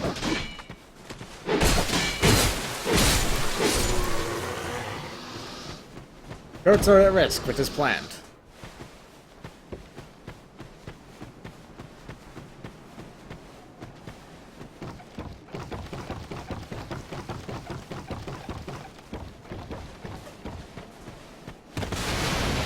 Alright, we're closing in on the end of Forest of Fallen Giants, thankfully. That's good. Yeah, that was the light crossbow that I used on the other run, and actually going to be the one that I use in this run as well. I don't need to use these throwing knives for much longer, because you do get 20 bolts early on.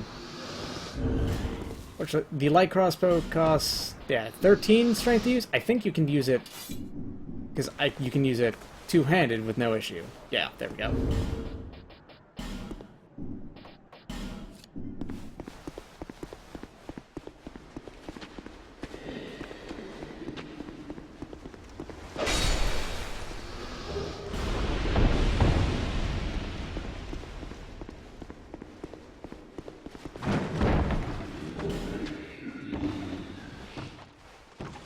Speaking of surprisingly deadly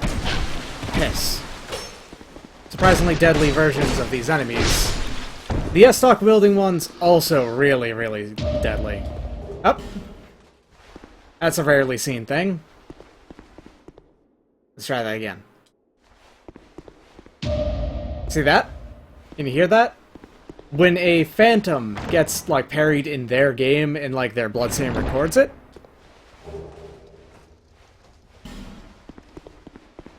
you can actually hear the parry sound effect. It's fun. Now, the reason why I didn't want these to explode is because there's normally a little cart down here, which if you land on it, it breaks your fall and makes it so you don't take any fall damage. It's only a small amount of fall damage, but still.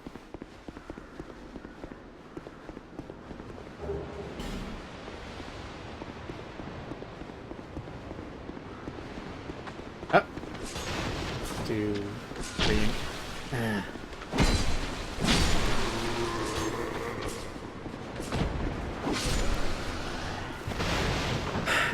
Piss. I actually made a mistake. What? What? What? What are you doing? Where are you going? Hold up, friend.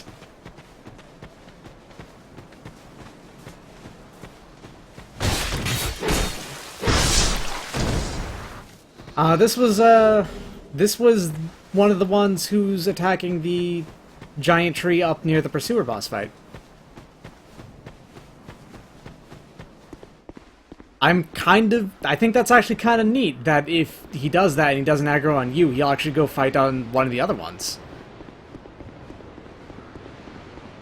And yes, well, piss. I made a mistake. I'm aware that I can do that. Dodge that wrong. Come on, wide swing. That's not the wide swing, but that works anyway.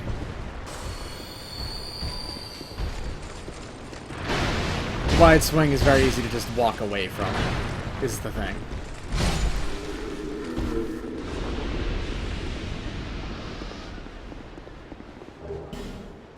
Amber herb. I don't really need any of that. Alright, straight sword, short sword +1 is now going to be the weapon that I use to grab this, which is a halberd, and I think a Soul of a Nameless Soldier is up here too? I think. All soul items are useful.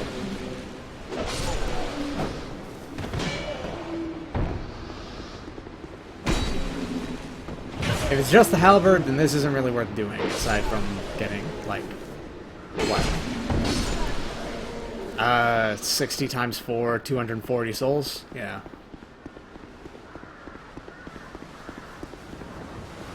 Soul the Nameless Soldier, yep.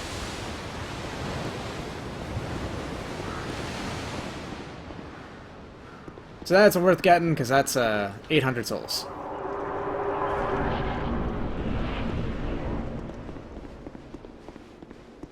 Hello, friends. Got me the pancake shield. In the base game, there was a crystal lizard right here. This crystal lizard was moved up there at the start of this zone instead.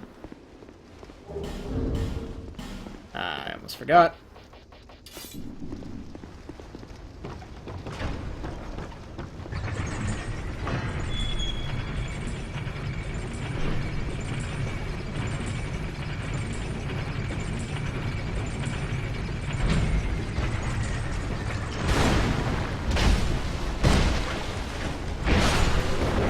Ooh! Scary. Very scary. Ooh, buddy.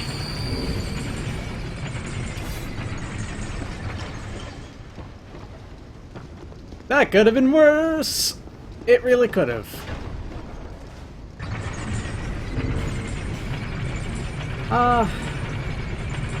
Probably fight the other Pursuer 2 without...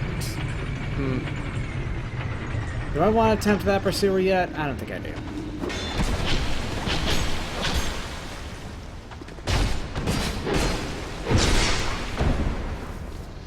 Oh, Soldier Gauntlets. Yeah, if I got the S-Lock off one of these dudes, I'd use it. S-Lock's fun. It's a good weapon. I probably should have used a resin. Well.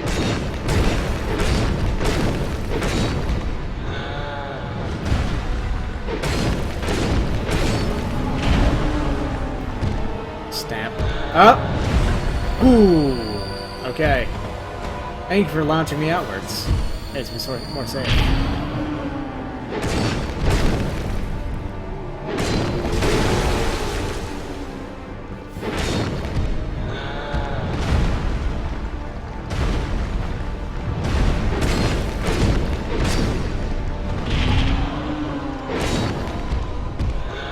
Oh!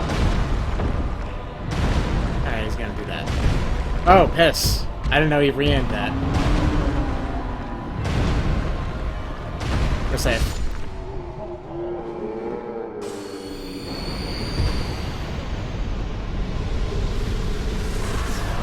Okay, Soul Blast Giant, which, I mean, I can use both of these, like, right now. It doesn't matter where I use them.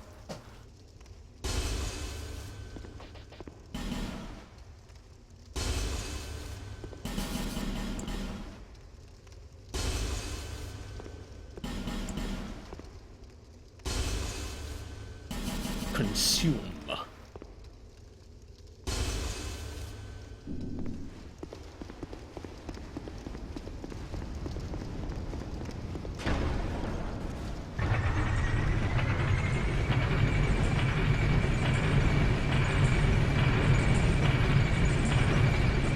The Pursuer's Sword is fine. I think it has the standard 400 base damage when you have it upgraded to +5 for the Ultra Great Swords. Your 400 base damage. I think I said that. I may have said 500. That's wrong. It's 400.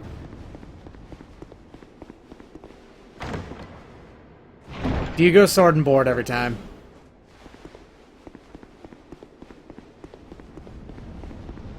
Because I try and use everything. I mean, yes, it's Grand Lance, Longsword,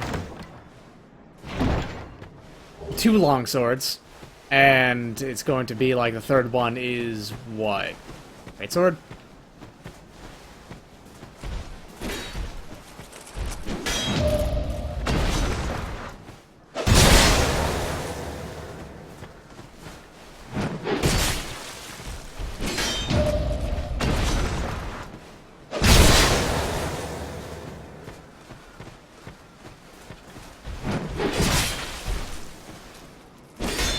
These are the easiest enemies in the game to parry. If you ever want to learn parry timing in this game, this is the one.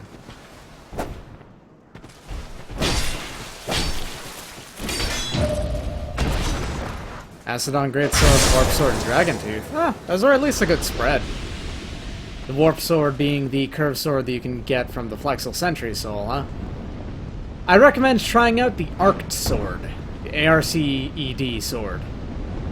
That's a sword that's got damage on a good-ass moveset. If you go full strength and dex, it does more damage than the Murakumo. How far am I this run? I just finished up the most of Forest of Fallen Giants.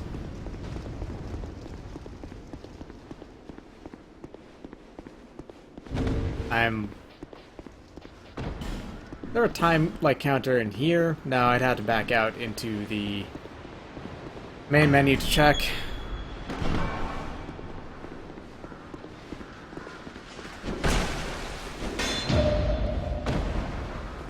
No, I've still not gotten one of these dudes' helmets or gauntlets in one of these. I wish I did. It's my favorite helmet in the game.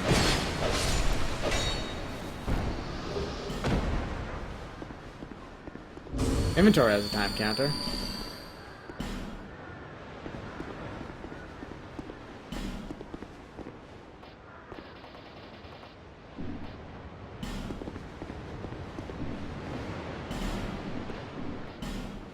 And it doesn't seem to. Unless you mean the torch time, but that's just torch.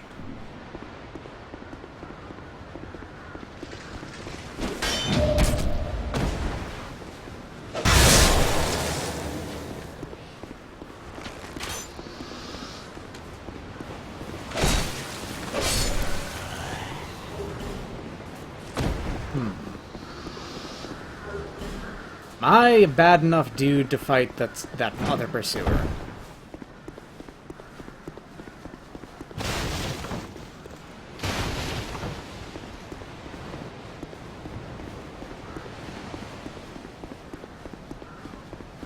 Am I willing to try that?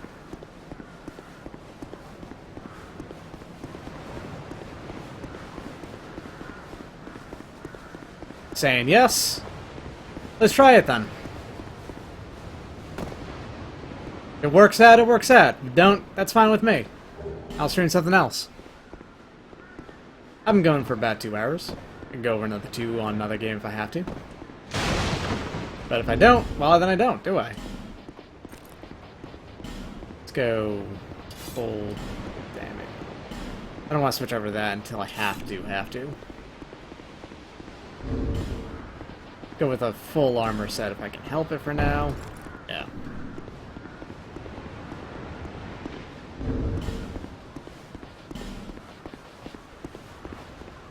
Yeah, there we go. Now that's a look. It's an awful look, but it's a look.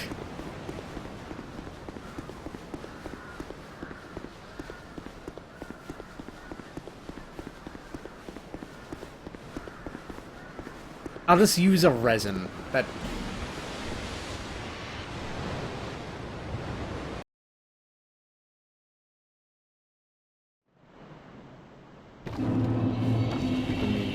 This one...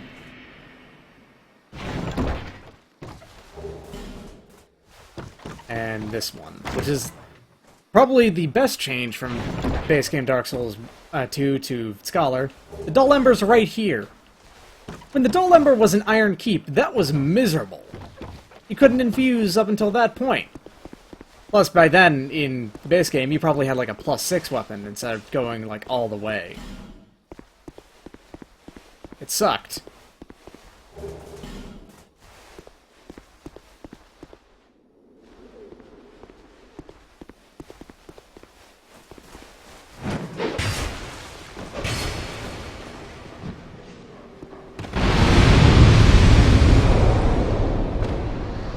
Gonna be honest, I don't know why any of those explode when you toss that off, and it doesn't even happen every time. Human effigy. So this pursuer spawns when you get near this Yep, there he is. This chest.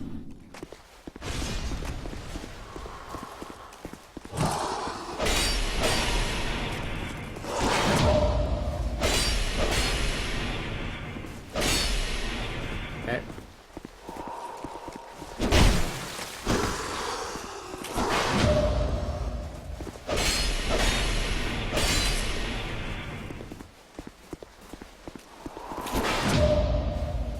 Of course I'm still parrying. Parrying's the way you get damage on the pursuer most easily. It's a similarly easy thing to parry. I mean, it's also super dangerous, but that's fine. Danger's a good thing. Danger's the spice of life, and also the spice of death.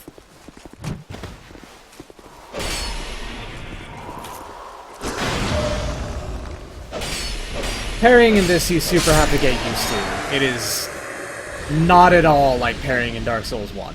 Like, not at all. Parrying in Dark Souls 1 was like a purely reactive thing.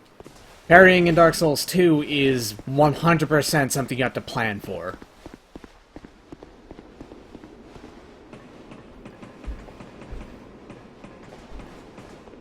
Dark Souls 3 is somewhere in between the two, but it's more like this one than it is one. Speaking of parrying, did you know that you can parry these dudes? Because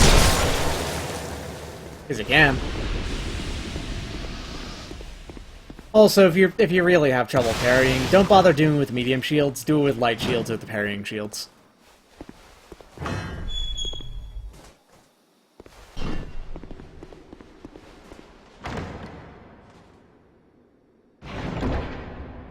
There are 2 parrying shields in the game, and the parrying dagger, which has the same moveset. There's also unarmed parrying, which has the same moveset, like, look of the parrying shield parry, but it has roughly the same timing, but the active frames are less. There's less of them.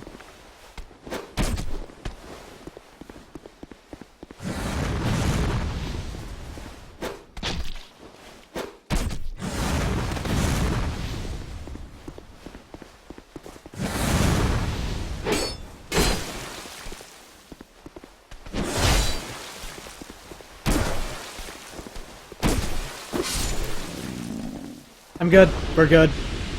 This guy didn't kill me this time. Don't worry about it.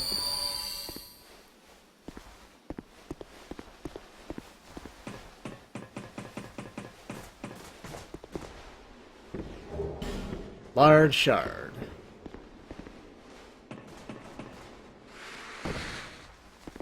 A lot of people miss that ladder, too. Fighting this. Yes.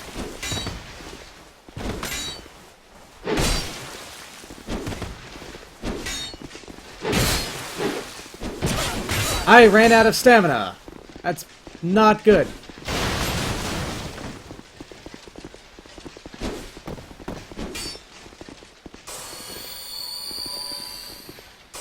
We're good. We're safe. Oh, yeah. Don't get hit by the fireball from those jailers. That does a lot of damage. It is like said, it is not a little tiny baby fireball. It is a real-ass fireball that will murder you. Does a lot of damage. Like, a lot of damage. And it's easy. Like backstabs. Get to this first before he does.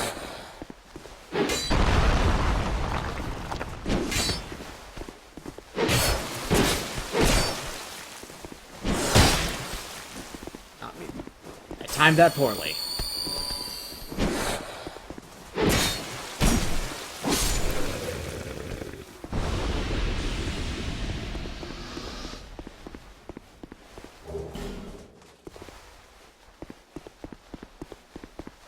Yeah, if you let that dude kick that barrel down, it's almost never gonna actually end up over there.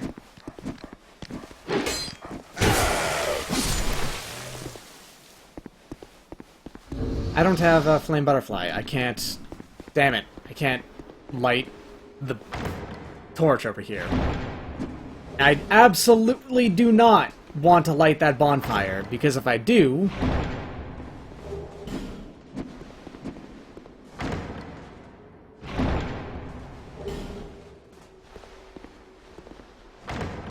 If I do, then setting off my bone, if I bone out, it'll bone me right here, which is not what I want to happen, at all.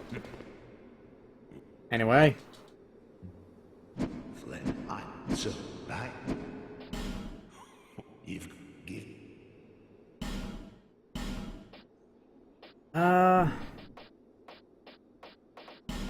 Nothing I really want here.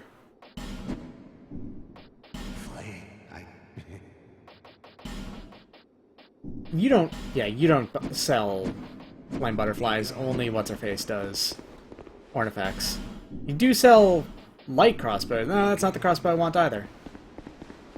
Man, I'm gonna have to use the... I really am gonna have to wait until Earthen Peak, or rather, Harvest Valley, to get the heavy crossbow I want. Because it's a +3 heavy crossbow at the end of the mannequin hallway in Harvest Valley.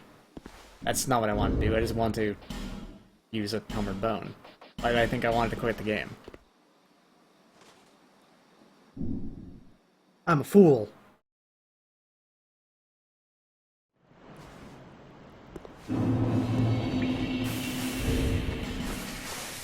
I've got a smooth and silky stone and 2 fragrant branches of yore. I've got 2. Which means, actually, that I can unlock everything in Shaded Woods.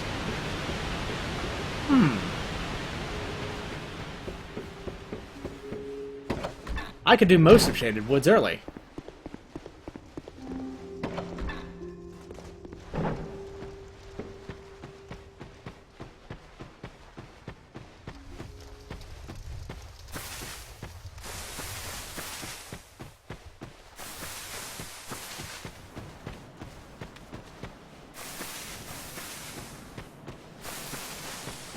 Oh, yes, that's true. Royal Swordsmen do drop the heavy crossbow. You're not wrong. That is a way to get it, but it's not a reliable way to get it, so... If I want to use it early, I'm gonna have to just get lucky and get it from one of them. Now, I said I wanted to do the gutter. This has been going very, very well, all told. I've been getting things done early. I might want to just do my standard path. I know that's a little dull to watch. But I've not actually done the gutter yet. Like, in this setup.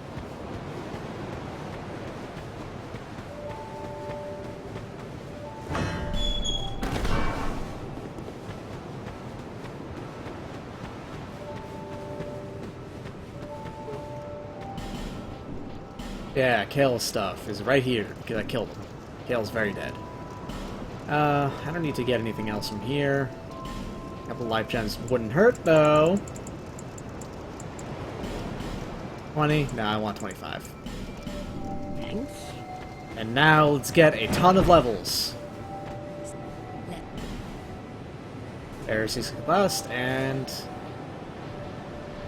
22 Dex, 20 Strength.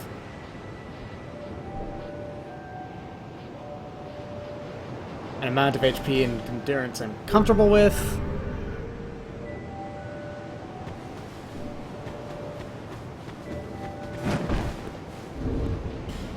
And then I have to quit and reload so I can buy the 2 rapiers that I want.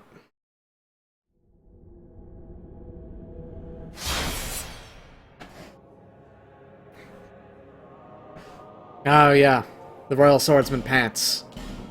Also known as the least good-looking part of the Royal Swordsman armor. They're fine.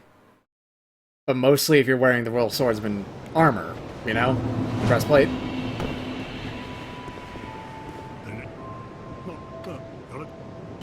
Give me 2 rapiers, friend. That's not 2, that was like 4. Don't do that.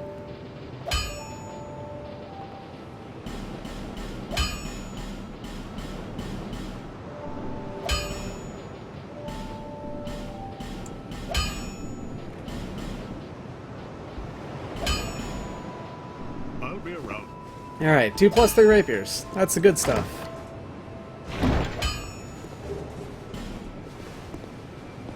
Oh, no, no, no. I said the least good-looking armor set is the leggings. The best-looking piece of the armor is absolutely the helmet, which I think is the best-looking helmet in the game, personally.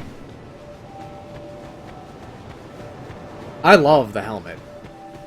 It's a salet, which is kind of real helmet. Or a salet, if you don't pronounce a T for whatever reason.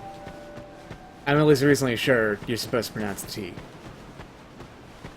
I'm not sure if it... I don't think it's French. I think it's actually German that name originates from, so...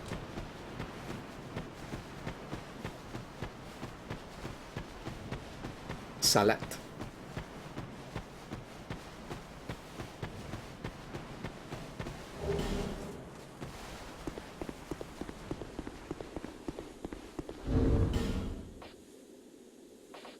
I do have the fire arrows, and I will need to... After killing the Sackman.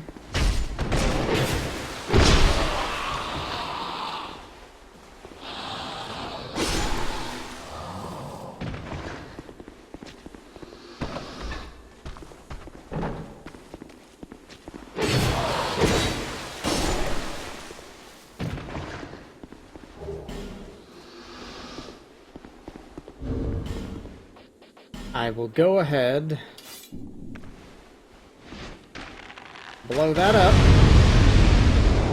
It leaves me to fight 4 Sackmen, but on my own terms instead of them ambushing me when I open that door. Get over here. Open your doors. Get over here.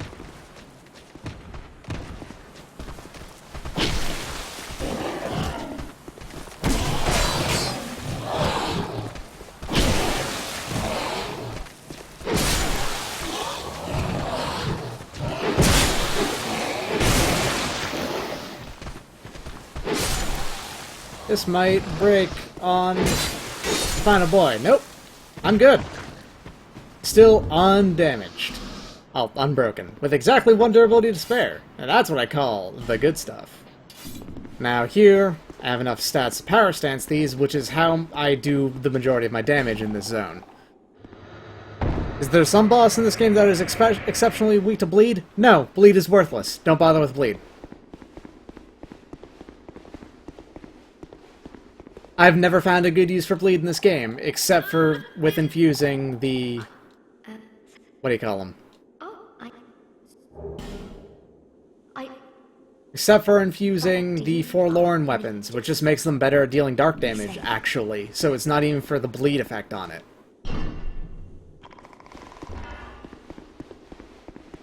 Bleed is super good in Dark Souls 1 and 3, not so much here. On the other hand, poison is garbage in both of those games, where it's fantastic over here. It's got a dichotomy. Like, take your poison. Poison or bleed.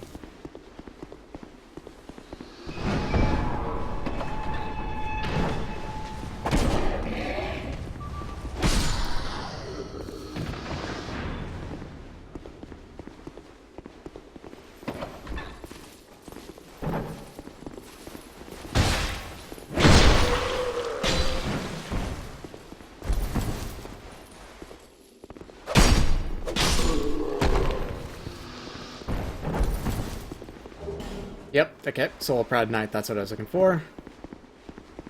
There's also a SS Flash shard in here, but, I mean, that's not particularly useful.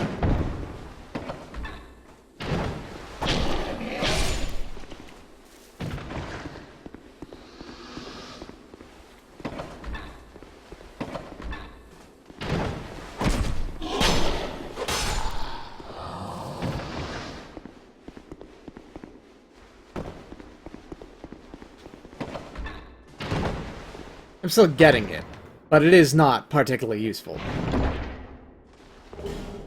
Yeah. Esflashard. Esflashard. Esflard. That's right. I forgot about Esflard. Here it is. Here's the message. Message. The message. Message. Message. Message. Okay. Good.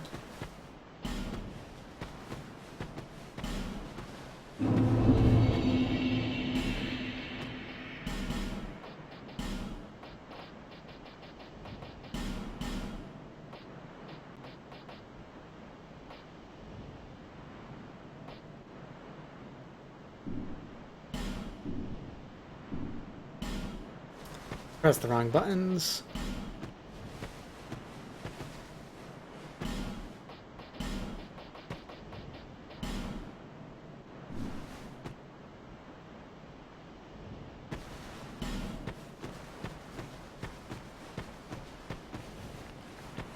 Ooh.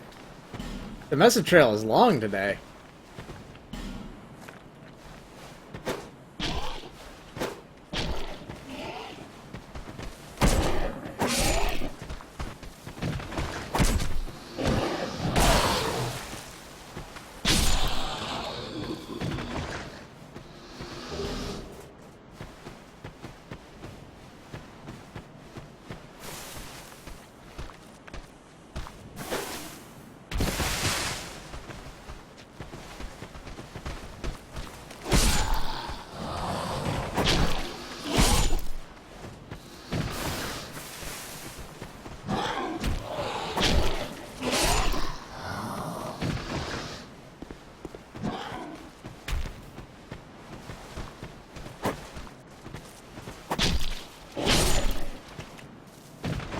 Okay, closing in on Santier's Spear.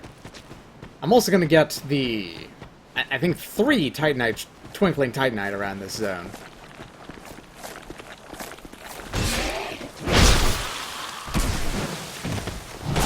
That is poor.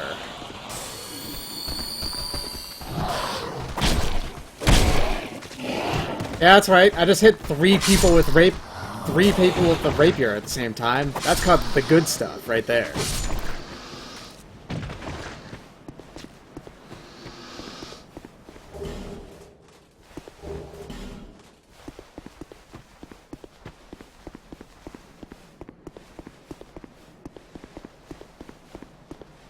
Yeah, so first, I'm going this way. Because I want to get me that Twinkling Titanite stuff. The Twinklers. The good stuff.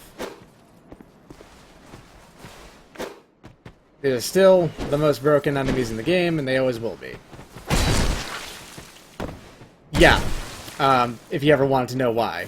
There's that, for instance. Which is actually just... That's just busted. That dude's animations are fucked up. Completely fucked up. They're irrevocably broken.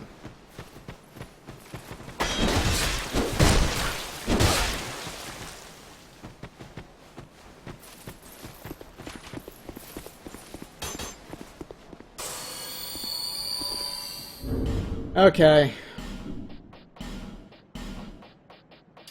Time for crossbow time.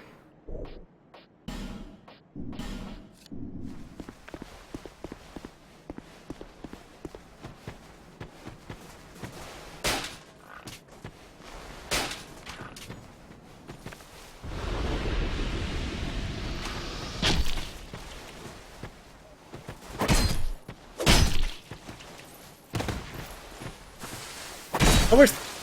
What in the world?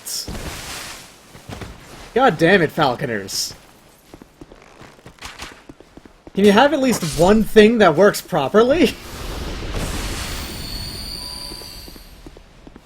Even one, that's all I want.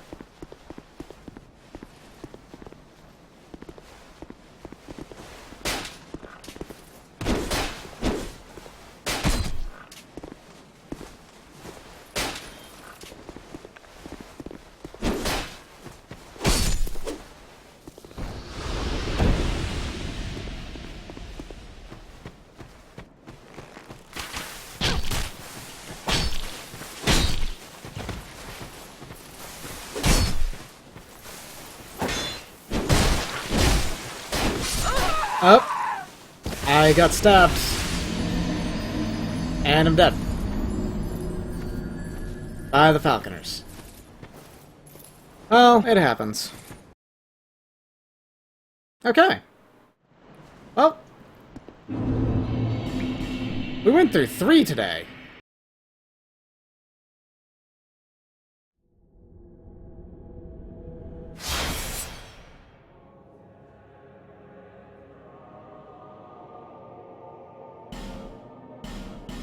Juicy Lucy is gone.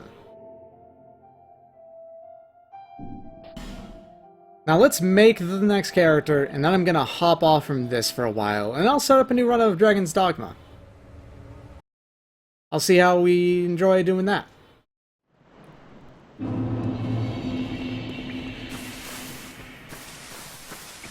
Show off little idiosyncrasies with that game.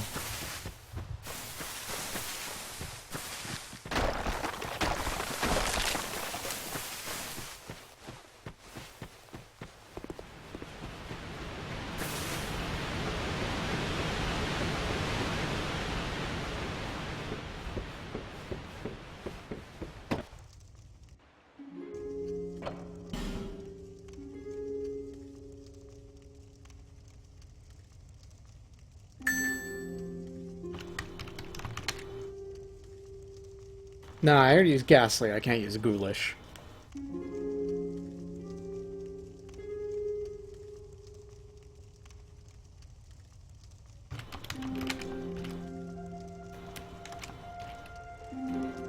Grody isn't that great.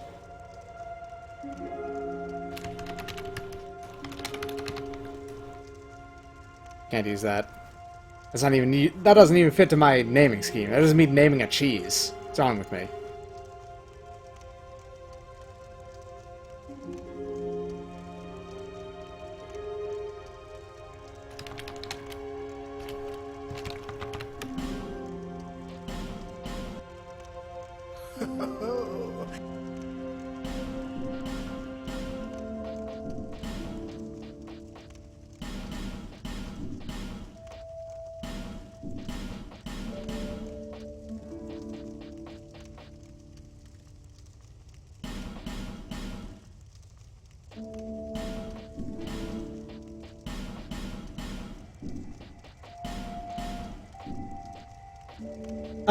Yeah, what happened was I was assaulted by yet more... I was assaulted by yet more falconers and died to them.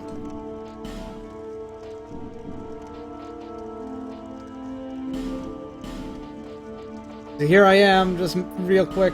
No, not reset. That's something. Finalized creation. I'm creating Silver Jordan.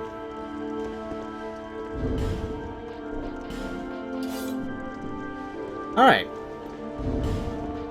And with that, Dark Souls 2 is done for now. I'm gonna go ahead and just do the same thing I did with, what do you call it? I'm gonna do the same thing I did with Stringent Sam, play through most of it as much of it I can off-screen, get myself back up to the same point, and we'll see from there. We made 0 progress today. That's wonderful. I love making no progress. Alright. See you then. I'm gonna launch Dragon's Dogma real quick. I'll just close down the stream and then return with it, because I have to change some settings.